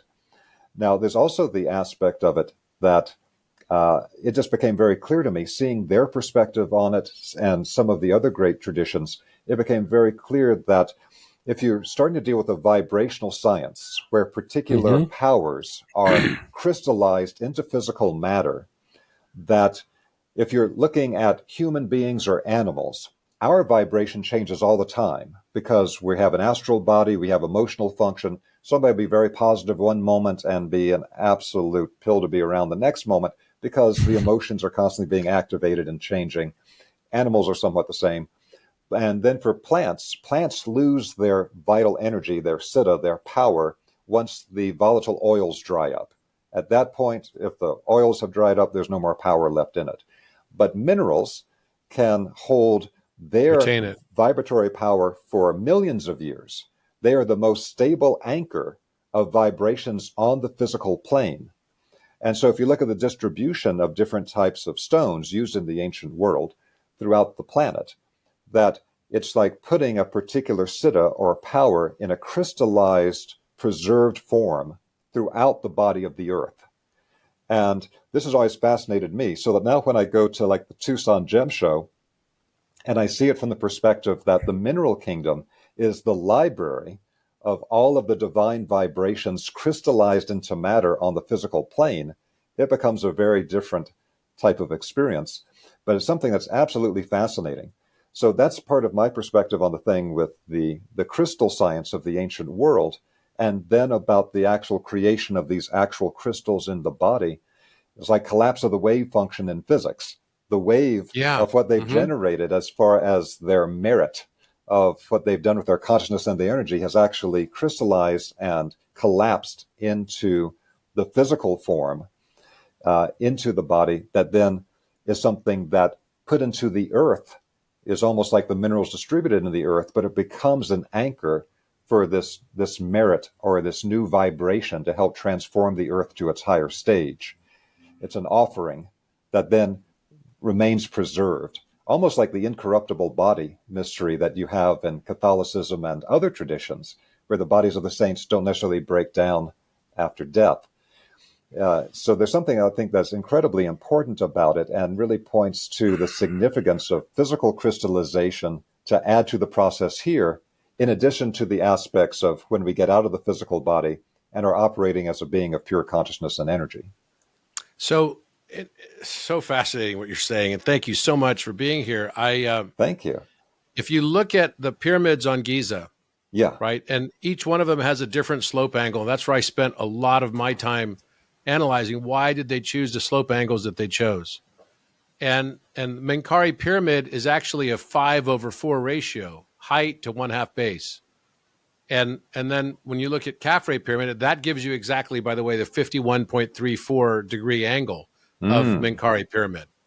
Khafre pyramid has a 53.13 degree angle, and that's exactly 4/3 proportion. So the height is 4 And it doesn't matter what units you use. It's the proportion of the height to the 1/2 base. Yes. And so it gives you 5/4 and then 4/3. And then the inverse of 4/3 is simply 3/2, because you basically take and double the 3 to make it 6/4, and that reduces to 3/2. And then the Great Pyramid is 2/1 pi. So you've got 5, 4, 3, 2, 1. Fantastic. And these are musical relationships, because 5/4 is the major third in music. And then its inverse would simply be 4 times 2, which is 8, 8/5. And that becomes, that's the relationship of the major third and the minor sixth. And then in music, and then the Caffrey pyramid is 4/3 and 3/2, which is the perfect fourth and the perfect fifth in music. And the Great Pyramid is 2/1 pi. And the King's Chamber specifically is 2/1. So it represents the doubling of the octave. Each of these proportions, and they're perfect. It's not like semi-perfect. It's like absolutely perfect. And it's the tetractys, 5, 4, 3, 2, 1. It's just another layer of the tetractys. Yes. And so what we find in the King's Chamber at the heart, which is what you're saying, going from the center out, and these 12 petals. 12 is also a number we associate with the 12 crystals that you just said with the breastplate that the Kohanim had to wear, the Berat Kohanim had to wear when they entered into Solomon's temple. Yes. But it also represents time, right? Time is a reference that's based on the base 12 system and the sexagesimal math system. And I had discovered on the rim of the sarcophagus an Alpha Omega. In 2018, I knew I was going to discover it. Something told me I'm going to discover it. And I remembered being there when it was placed there. And it's a perfectly formed Alpha Omega that no one had seen before. And it's right on the back rim of the sarcophagus on the southwest side. And I don't know, have you been inside the King's Chamber? I have. I've laid in the sarcophagus. It was a very transformative experience. It's incredible, right? It's absolutely incredible. Yeah. But it's kind of funny because, Alpha Omega, and here it is. I'm going to show you the picture of it because you may not have seen it. Yeah. Alpha Omega. Huh. Right on the back rim of the sarcophagus. Wow. And that's a very Rosicrucian symbol. Yeah. And it's perfect. It's 5.605 inches wide, which is pi times 10 taken to the square root. And the room itself is pi times 10 meters in perimeter. So you talked about 137, talking about patterns. 137, the number of times if we stack the sarcophagus in the room, it will stack 6 times to the ceiling and 5 times side to side in the room. Perfectly. It fits exactly 137 times into the King's Chamber. Wow. Fantastic. Which is the fine structure constant, the separation of light from darkness. Yes. That's amazing. So the 1, 3, 7, 12, and 12 relates to time. And so if you break the room up into cubes, you have 432 cubes that fit perfectly inside the room based on the Royal Egyptian cubit as well. And then that's the circumference of a circle that has a diameter of 137. So this perfection is built right into this. And what we found also on the walls in the King's Chamber are petroglyphs of all the 36 zodiac signs that are called the Deacon of Astrology. And I just presented this to the Scan Pyramids team. Wonderful. And we've now found Taurus, Leo, all of the constellations. So it's 36 Deacon, which of course the Deacon are 3 for every zodiac sign. And so there's actually 48 symbols etched into the walls. And we found those etchings into the walls, and they do not look the style of Egyptian art. They look very much, it's all coming out in my second season on Codex. It looks like a Stargate. Wow. So the time, it's basically a time matrix that's showing us the 24,000 year cycle, showing us where we are in the cycle, even embedded into the room itself. And what's fascinating about it is that the transcendence of time, or the knowledge rather, that we're going both forward and backward in time at the same time. So we go forward in procession of equinox, but at the exact same time we're going forward in procession, you reference Holy Science by Sri Yukteswar. Yeah. We're also going backwards, and precession means to go backwards. So if we got rid of our clocks and our watches and just looked at the stars, if we could zoom out enough to be able to see the full cycle, we'd see that it's a Mobius strip or a Klein torus that loops back on itself, because we're going forward in procession annually, but backwards in precession over the long cycle. So the notion that as we transcend beyond judgment and transcend into love, we start to experience the ultimate duality differently, which is time itself. Wonderful. The notion that time is all one, and we're just separating it through our own persistent perception of the one arrow of time, but it's not only one arrow. So it all emanates from the heart, and the King's Chamber is actually the heart chakra chamber. And the next chamber up is the throat, and then there's going to be two more above that. And Da Vinci had it all embedded inside his Rosicrucian oriented thing. And the Last Supper painting is also matching this. So, and the location of Alpha Omega on the rim is exactly where Jesus' hand is touching Mary Magdalene's hand on the Last Supper. Like exactly in the same spot. Fantastic. So I think that all of this stuff, and I encourage you to have a look at Codex on Gaia, because I think you're going to find it's all Rosicrucian stuff. Yeah. And so much of what you're talking about, let me just riff on a couple of things that you came up with there to tie it into the tradition and pieces that we can see of the breadcrumbs left behind. So you talked about when you start stacking it together, you get 5 and 6 for the number of times you can stack it. The 5 and 6 comes up so often.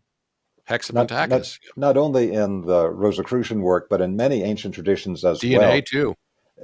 And also appearing in the form of the symbology of the rose and the lily in medieval times. Because one is you just gave me chills on that one. Yeah, Whoa. The rose and the lily. Lily is the 6-sided. The rose is the 5. And what you'll find is that if you look at, what this is a representation of the power of 5 and 6, which in the ancient knowledge was related directly to the actual form of the human etheric life body in the physical body for the 5 and the astral body for the 6. So one way that this is related is if you go back to the old Egyptian hieroglyphs and you find the one called Saba, S-B-A if we put it into English, but of course it's in old Egyptian hieroglyphs.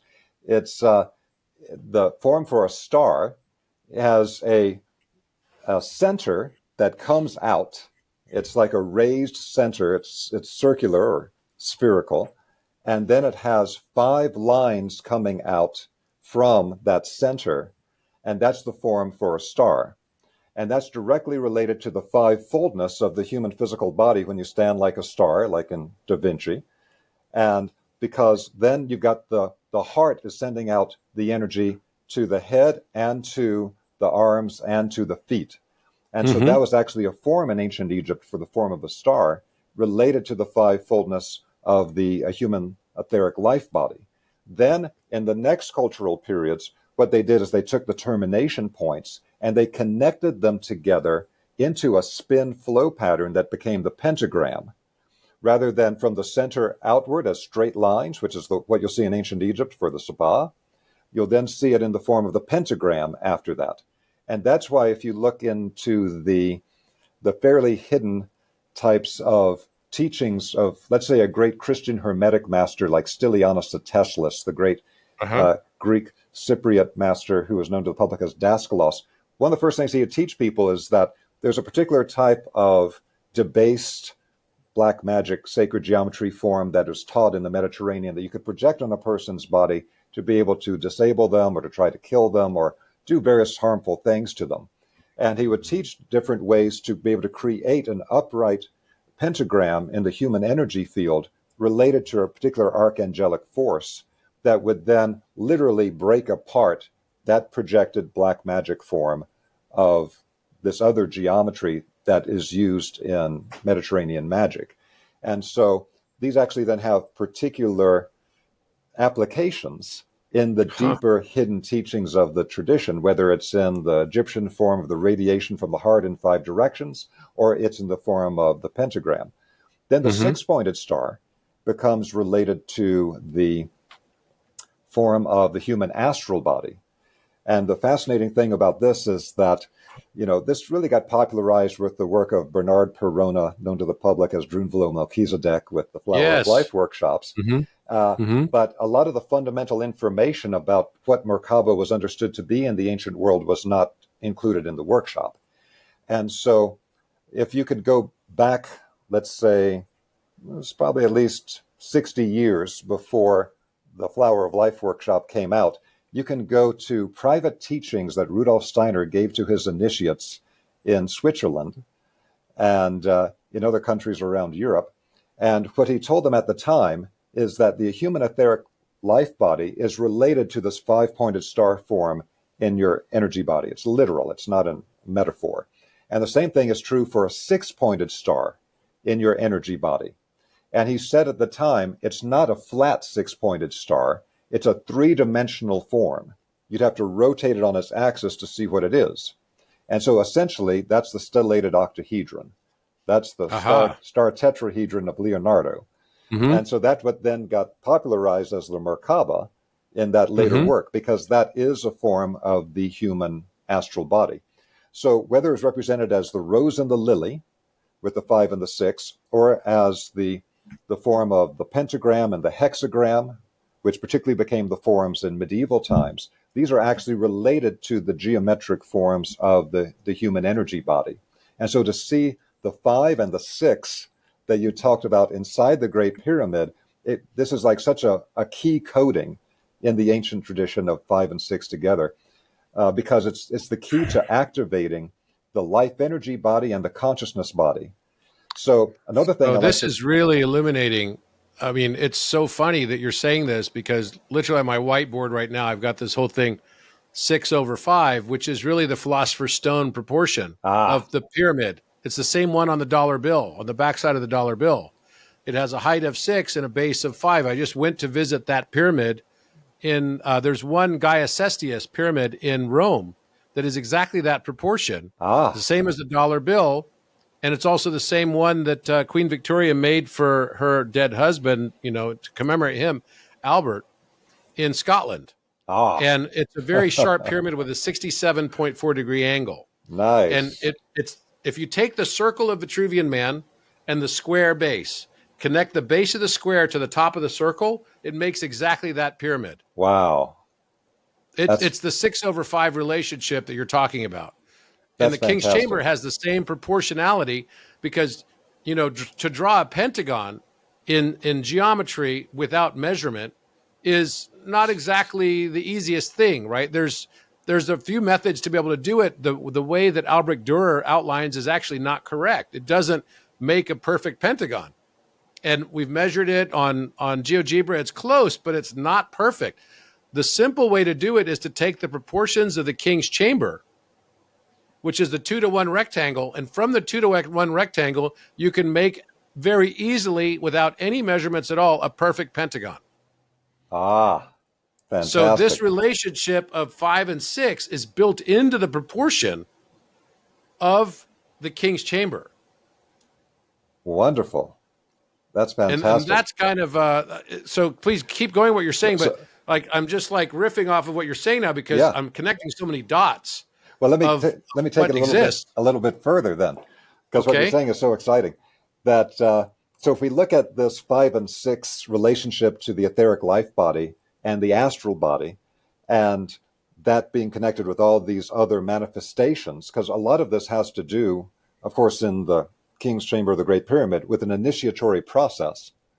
And so when Drunvalo talked about the form of the star tetrahedron being the Merkaba, he didn't go into, well, what does Merkaba actually mean? Well, you could go back to the Hebrew and say it comes from rachev, which means to leave your normal place and travel, and this type of thing. It's like a ascension vehicle, just like they talked about the chariot of the Godhead that would be perceived in the vision of Ezekiel or something like that. Right. But if you actually go back to ancient Egyptian, the thing that always surprised me is that in the discussions of Merkaba and modern Western esotericism, nobody went back to the original terms in ancient Egypt, because these are three well-known terms. The Mer, Merkah and the Ba. Yeah. Ka, and the Ba are very well-known hieroglyphs that are connected to esoteric processes. So the Mer is the ancient Egyptian word for love, and the Ka is the ancient Egyptian word for the etheric life body. It's shown by the two arms up like this that Yeah. you see above the Yeah. head of the Ka Yep. statues and things. Mm-hmm. And the Ba is the astral body, represented by the head of a person on the body of a bird, because the astral body flies. It goes through higher worlds and can travel and perceive. So Merkaba, literally in ancient Egyptian, means love, life body, and consciousness body. And what it's talking about, to make the Merkaba, where you get pulled through the higher worlds as the chariot, in what was described in the later Jewish Kabbalah with the Merkaba riders that were part of the Hecheloth school in Yep. Mm-hmm. the 2nd century in Judaism. What you actually then have is that you are using the force of love coming from the heart to transform the etheric life body related to the five-sided form and the astral body of consciousness related to the six-sided form, and that the transform through the force of love, life body and astral body, then creates an energetic envelope that will be magnetically pulled through the higher worlds to go up to the higher worlds, to the Godhead, to go through the 7 heavenly halls that are described in the Hecheloth school of the Jewish Kabbalah, and also represented to some degree in the Egyptian Book of the Dead. And so when we see how these pieces fit together in the old tradition of the geometries of 5 and 6, of the term Merkaba, about the actual geometries of it and how they come together, it's a pretty amazing thing. Well, the original name of the Great Pyramid, one of the names is Mer. Oh, wonderful. And the second pyramid is Khafre. And you wonder why they called it Khafre. But essentially, it's a Merkah and Ba. The 3 pyramids are the Merkaba. So this is really fascinating. I think this is definitely, we could probably riff on so many things, I'm betting, right, that could be very, very significant. And it's just, so if I just show you this related to, let's see, you should be able to see this first. Let's see, pull this up here. Okay, let me turn the sound off. Okay, so this is the problem of how to make a, I'll make it large so you can see this. So to basically starting from the King's Chamber proportions of the 2-to-1 rectangle, from that, you can make this perfect pentagon. And I only discovered this last week, or like 2 weeks ago. And so you use this to make a perfect rectangle, which is 2-to-1. And there's the blue rectangle that's 2-to-1. Are you seeing this? No, it's okay. Now I see it. Okay, so let me see if I can somehow bring this down a bit so you can actually see. And now you're this. getting into the 3 sacred roots, or the square root of 5 here too, right? Yes, exactly. And it's all built into the proportions of the pyramid. That's what's really bizarre, right? Truly bizarre. Love it. So let's see here. Let me see if I can. For some reason, it's not letting me show the whole thing. Here we go. Okay, there we go. So if we start from the beginning here. Okay, so this is basically pointing out that Albrecht Dürer didn't give us a perfect pentagon. And I think he didn't do it on purpose. Like, this is one of those things we're supposed to find. Right. And so basically what it's showing is that you can start this, that's the Albrecht Dürer pentagon, and you've got like 109 degrees in there. It doesn't fit. It should be 108 degrees for each of the angles, right? So I started to find, okay, if I just took why is the Great Pyramid, King's Chamber, a 2-to-1 rectangle? And because it's the way to get to the 5 and 6. It gives you the pentagon, and the 6 is already embedded because you could just take circles with the same, the radius is the same as the side for a hexagon. So you start with this 2-to-1 rectangle here off on the side in the blue, and then from that, you simply then take a line that cuts across the intersection of the circle and then measure the distance. You don't need any measurement to do it. You just basically use that small circle in the upper left-hand corner to reference it, and then that gives you exactly the proportions of the pentagon. Beautiful. Simply by taking a baseline that's perpendicular to the smaller circle base tangent, it gives you the perfect pentagon with 108 degrees all the way around. Fantastic. So it's embedded within the 2-to-1 rectangle of the King's Chamber, is giving us this esoteric knowledge. It's matching as well what we know already to be true about the stacking of the King's Chamber sarcophagus 137 times and 5 times to wall to wall, and then to the ceiling 6 times.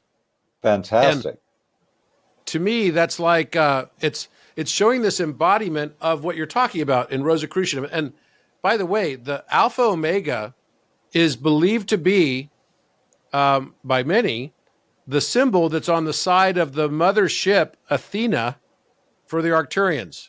Oh, So we think of it as Greek, but it's not really Greek, potentially. It could be a lone symbology. And of course, the A represents the Apis bull and the Omega represents the Hathor. And wonderful. that's another Alpha Omega, the son and the mother. And basically, it could all be that, you're talking about us as transcending beyond our physical bodies. That's basically describing what Arcturians are. That they've transcended beyond their physical body. They're no longer bound by time. And maybe the reason why we found Alpha Chi Omega literally at every major site in Egypt, including the Osirian, and even a rose cross we found on the Osirian. Have you been to Abydos before? I haven't been to Abydos, no. Okay, so Abydos is supposed to be one of the very oldest places. It's the place where the flower of life is burned into the walls, right? Yeah. And there we found, right in the most prominent place, a Alpha Chi Omega, and in the center of the Chi is entirely a rose cross. You could actually see the rose in the center of the cross. Wonderful. And it's like fascinating because how in the heck could it be this old? Yes. And, I'm just trying to find this for you now so we can see this. But the Alpha Omega must have been there forever. And the reason why I found it was because I remembered being there when it was put there. I literally had a memory of being in the room when the Alpha Omega was placed there, and I remembered where it was exactly and found exactly the spot. I just looked down at the exact same spot, and there it was. Wonderful. So it's like, who knows what that all means? I literally have no idea, but I can just tell you that that's how I remembered it, in essence. Wonderful. And so here is the Alpha Chi Omega that you'll find at the Osirian, which is very Rosicrucian. So this is the Osirian temple, and you could see a cross right here with a rose right in the center. Oh, and yes. It's raised. It's not engraved. It's raised. And you've got an Omega right here. You can even see a triangle inside of it if you look closely. And then you've got the A shape that's actually engraved. So it looks like this above it, and there's a rose right in the center of it. Fantastic. That's amazing. And I love the fact that it's in the form of it's similar to what we think of today as a Maltese cross, but is a much older form that contains within it all these vortex dynamics, even like top and bottom vortices of the human energy body, and then the front and back of the heart with the rose in the center, because the form of the cross like this is something that's very energetically dynamic. From like an Egyptian biogeometry perspective, this has a lot of powerful energetic harmonics within that form of the cross. It's absolutely beautiful to see. Thank you so much for sharing that. Well, I think, what I feel like we're looking at here is that the King's Chamber is actually like a planetarium of time. that Hmm. shows us the forward nature of time and the backward nature of time. It has all these harmonics in it, the 6/5. And that's such an esoteric, hermetic symbolism as well. Yes. It's also a masculine, feminine balancing. And I feel like it's telling us something about this hero's journey, and it directly relates back to Orion constellation. And there are four pole stars of the North Stars. Our North Star is Polaris right now, but it used to be Vega, it used to be Deneb, and it used to also be Thuban. So every 6,000 years, we end up with a different North Star position to navigate from. And those stars in the sky make a 2-to-1 rectangle. Fantastic.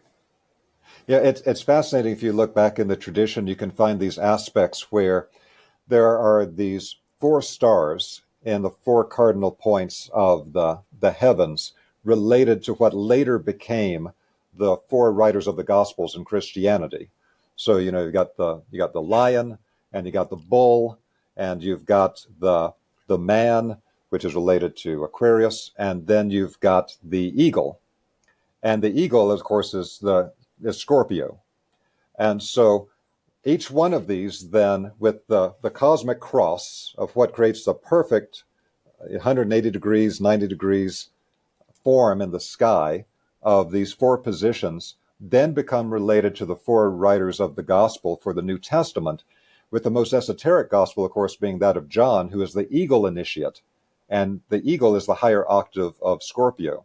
So behind all of the work around St. John and the book of Revelation and the gospel according to John, which is the most cosmological of all of the gospels. It's the one that starts with the prologue to the Gospel of John that talks about great spans of time. This is related to the initiation related to Scorpio and to the eagle initiation, as it was called in ancient times. It was called the activation or the initiation of the eagle.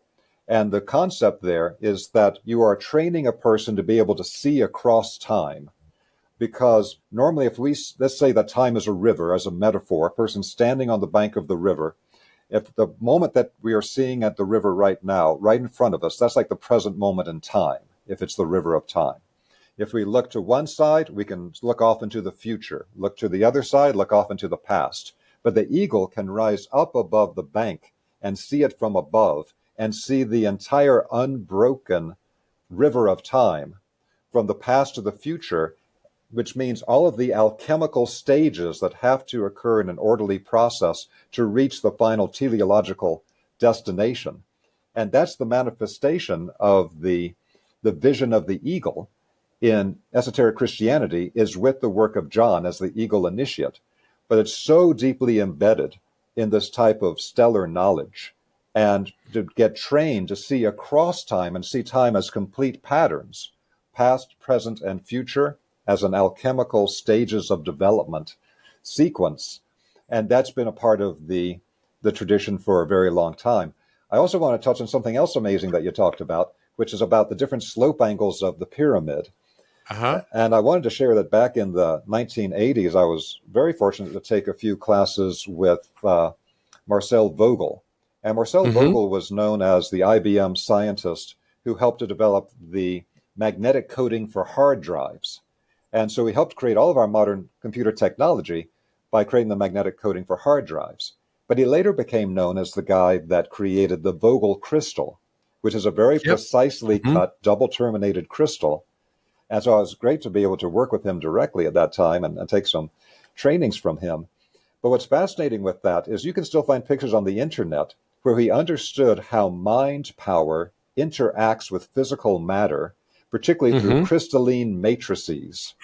And so one thing that you can find on the internet is a picture that he focused on a plate of amorphous liquid crystals. There's no image in it. And he meditated. He was a Catholic. He meditated on the Divine Mother.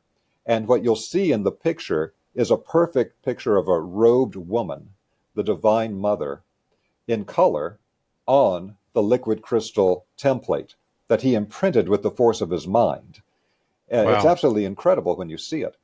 Now, on top of that, he would talk privately about other things that he could do, because he would make sure that the Vogel crystals were cut at a specific angle. He said every angle has a different power. And if you see things with the different angles, like in nature, they have that angle to access whatever that power is. Now, Mm-hmm. when I train with Dr. Kareem in biogeometry, we have the same thing, that there's the universal principle where different quality scales relate to each other. So you could get the same energetic quality or power from a particular color or from a specific sound or a specific shape or a specific angle or a specific number sequence. And so we work with different angles in design to create different energetics. One thing that Marcel Vogel talked about with his work is that he cut the Vogel crystal so it would resonate with water in the human body, the carrier of life force in the human body. And to do this, he looked at two things. He looks at the bonding angle inside quartz crystal itself and the bonding angle of water. And he then manifested that in the cuts that were made to the original Vogel crystals. He said he experimented with other cuts, but he didn't trust himself with the power that those angles brought in.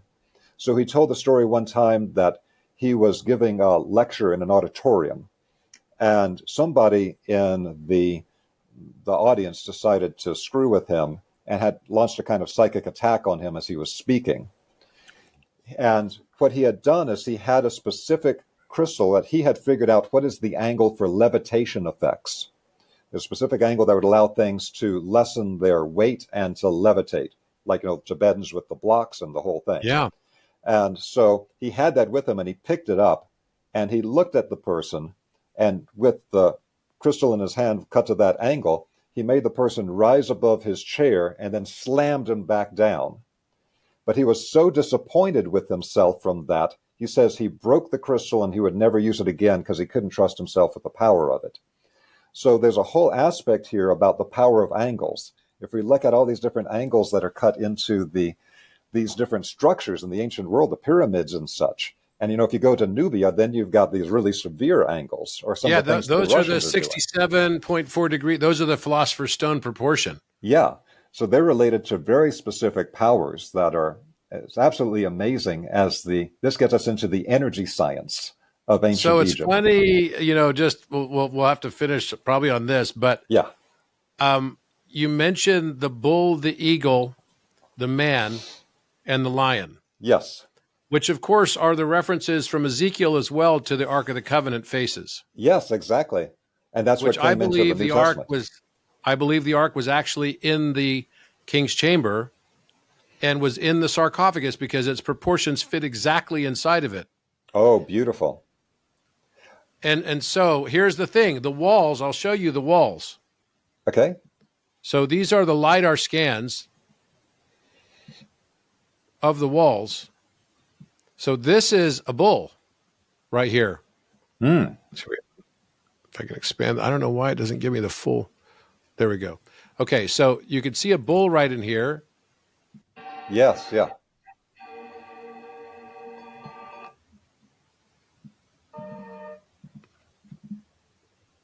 So you see this is on the north wall of the king's chamber. There's a bull in the wall. There's a lion on the west wall. Fantastic. There's a man on the east wall, and these have been scrubbed off. And you can also see right next to the bull or around the bull is a larger cow. Ah. It's got horns right here. That's the Hathor. Mm-hmm. And then above it is the face of a man, Orion, because that's where the constellation would be. It's in Taurus. Mm. The Orion has the two pupils right here. You can see the nose bridge, and it's also got Lyra over the eyes, which is the bird. So wonderful. All the constellations are embedded into the walls. We've now found 40 out of the 48 total constellations that would have been at the period of Ptolemy. And, this is just kind of like super fascinating because we started looking at this a few years ago and we've now found, just about all of them. And then on the east wall, and it's matching exactly the Ark of the Covenant, which is also matching, by the way, the tribes of Israel. Fantastic. The 12 tribes of Israel. So the symbol for Dan, the tribe of Dan, is the eagle. The symbol and the standard bearer for the tribes of Joseph, Manasseh, and Ephraim were the bull. The symbol in the encampment of Israel for Judah, which, by the way, the number of people in the encampment of Israel is the speed of light. It's 186,400. and the encampment of Judah is lion, Leo. And the man is Naphtali, Aquarius. So it's probably why they took it out of the pyramid. They knew the pyramid was oriented around the zodiac. And they mirror imaged it in the encampment of Israel during the 40 years in the wilderness. Oh, that's wonderful. Yeah. So this is this is the east wall. And in the tabernacle in the wilderness, you have that double square root of 5 form that you showed as the center of constructing the perfect. Yeah. Yes. That's fantastic. Exactly. Yeah. So this is oh, you know what? I thought this was a wrong film. Hold on a sec. Okay, so it goes back to this. Here we go. All right, so this is a woman riding on a Pegasus, and actually there's an etching into the wall as well that could be paint, but it says Thoth on the wall. Literally Thoth. No one ever looked at the LiDAR scans of this before. After we discovered the Alpha Omega, then I was like, all right, there's got to be more here. So here we go. So there's an eagle above. There's an arrow.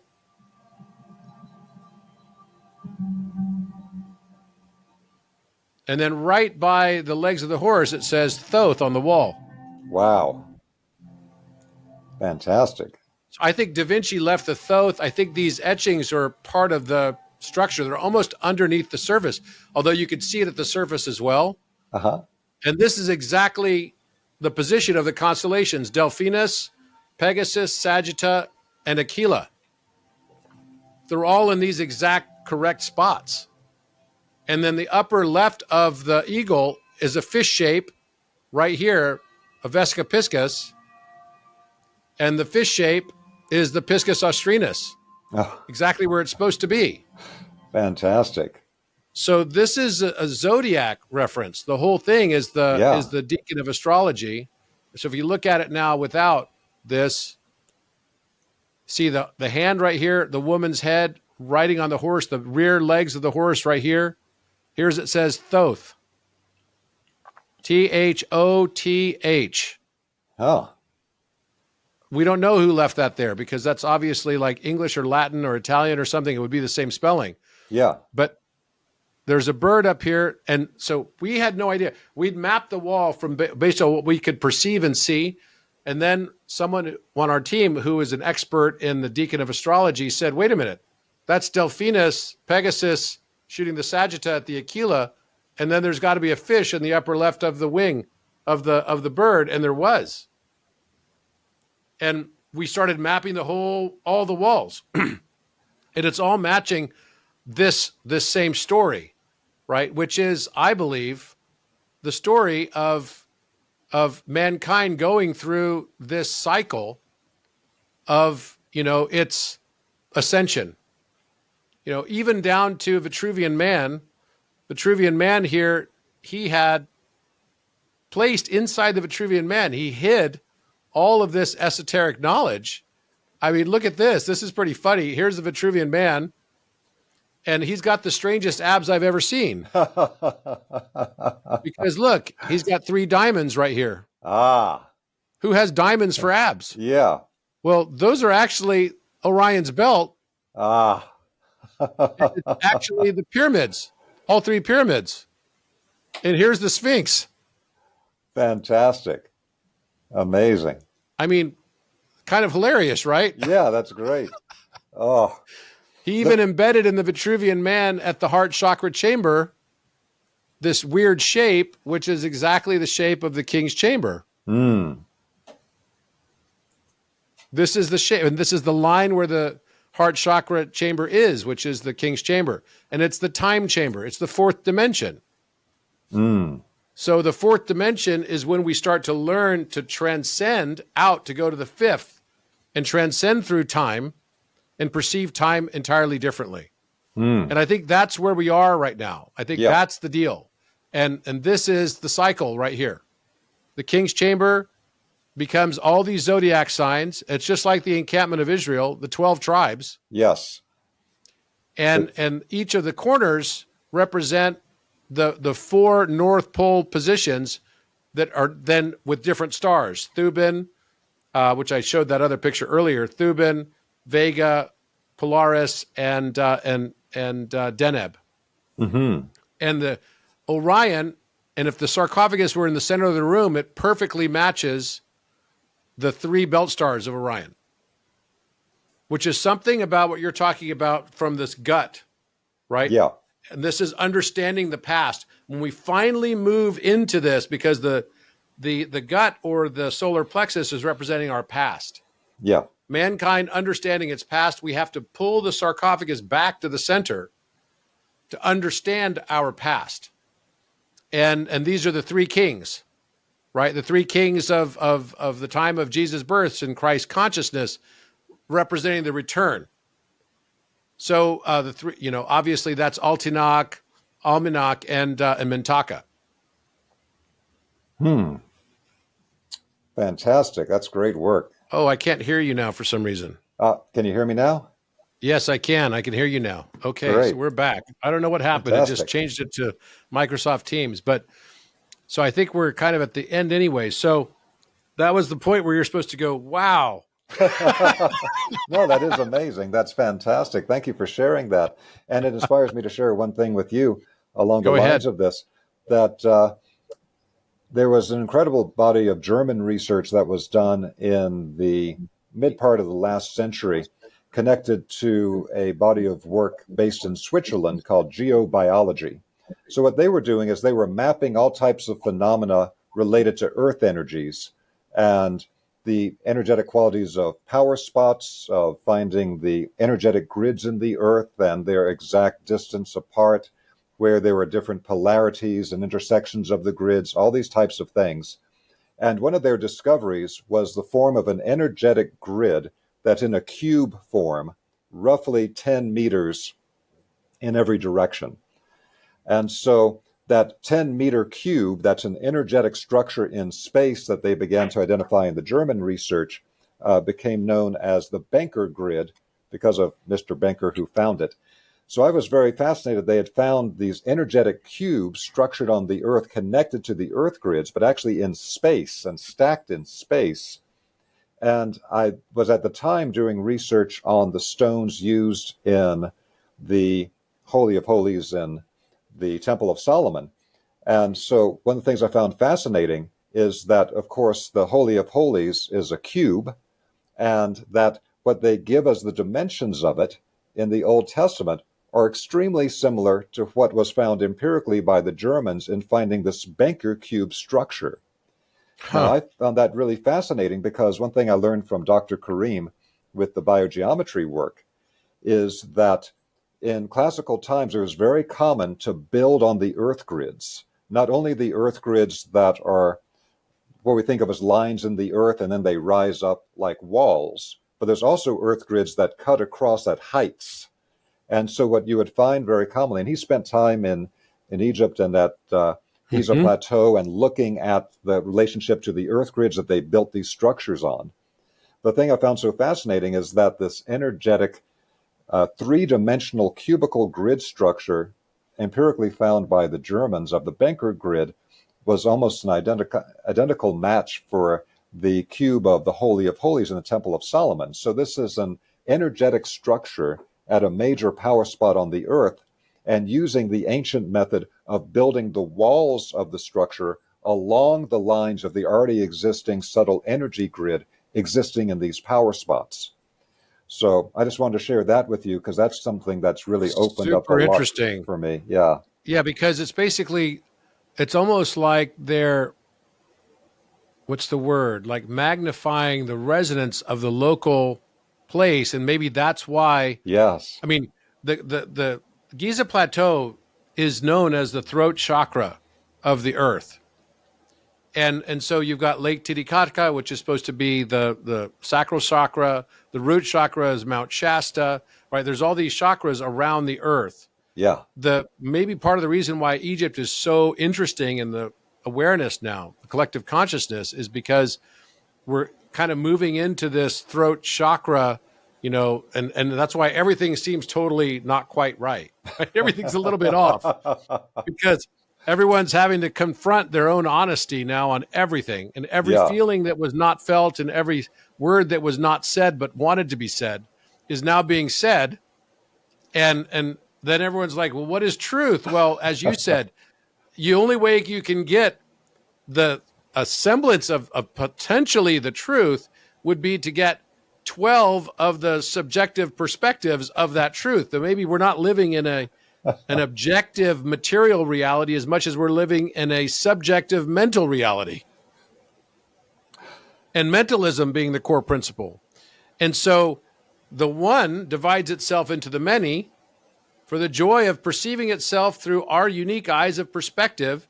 And the more of those perspectives it can produce, it gains more and more wisdom. And the ultimate truth that combines all of it, just like Buckminster Fuller said, that love is metaphysical gravity. It's the love that's the darkness that we don't understand. That's why it's dark to our perception.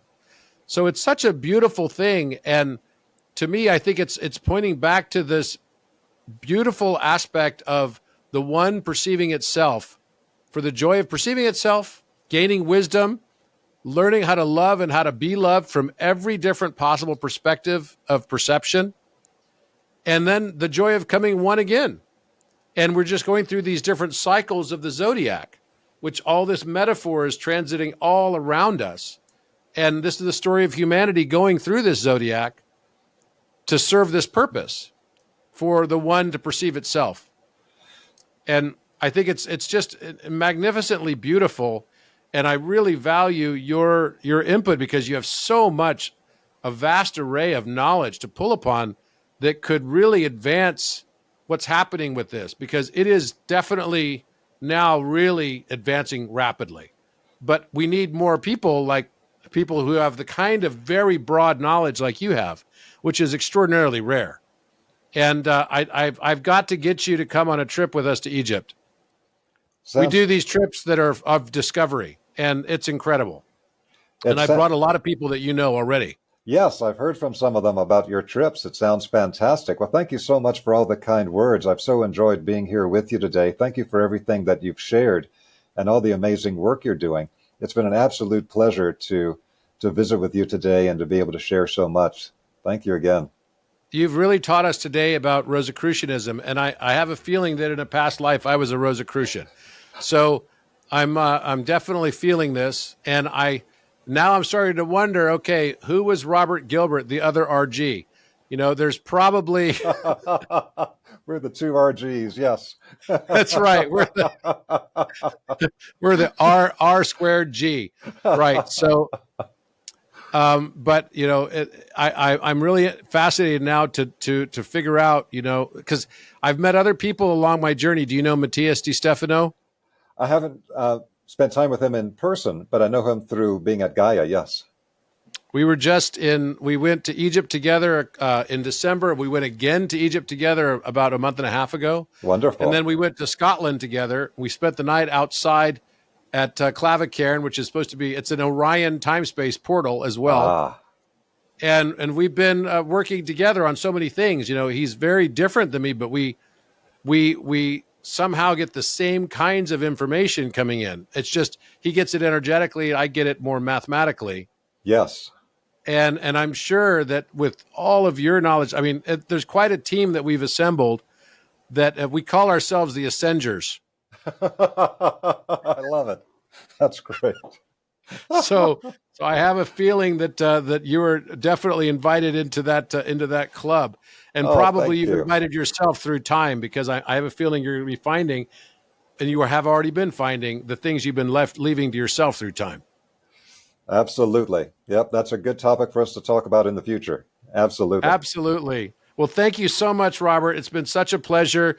You definitely did exactly what I thought you would do. You blew my mind, which is which is really not that easy to do these days, but you definitely did. And the synchronicities were very high. So I look forward to inviting you back at some stage. And I'm definitely going to send you an invitation to come on a trip to Egypt, where it's going to be a discovery research thing. And I think you would, I'd love to meet Dr. Karim as well. Yes, absolutely. I've been wanting to meet him for some time, and I haven't had a chance to yet. And I would really like to. And I love, and I've read his book. I'm super into the work. I think it's excellent. Fantastic. Well, thank you again for having me. I so enjoyed it. I so enjoyed everything that you shared, and to be continued. Likewise. All right, my friend. We'll see you soon. Oh, I'd love to get also your cell phone number. So somehow before we get off, we can exchange numbers and make sure that we can be in contact with each other. But I'll just say this. Until next week on Think Tank, we'll see you then.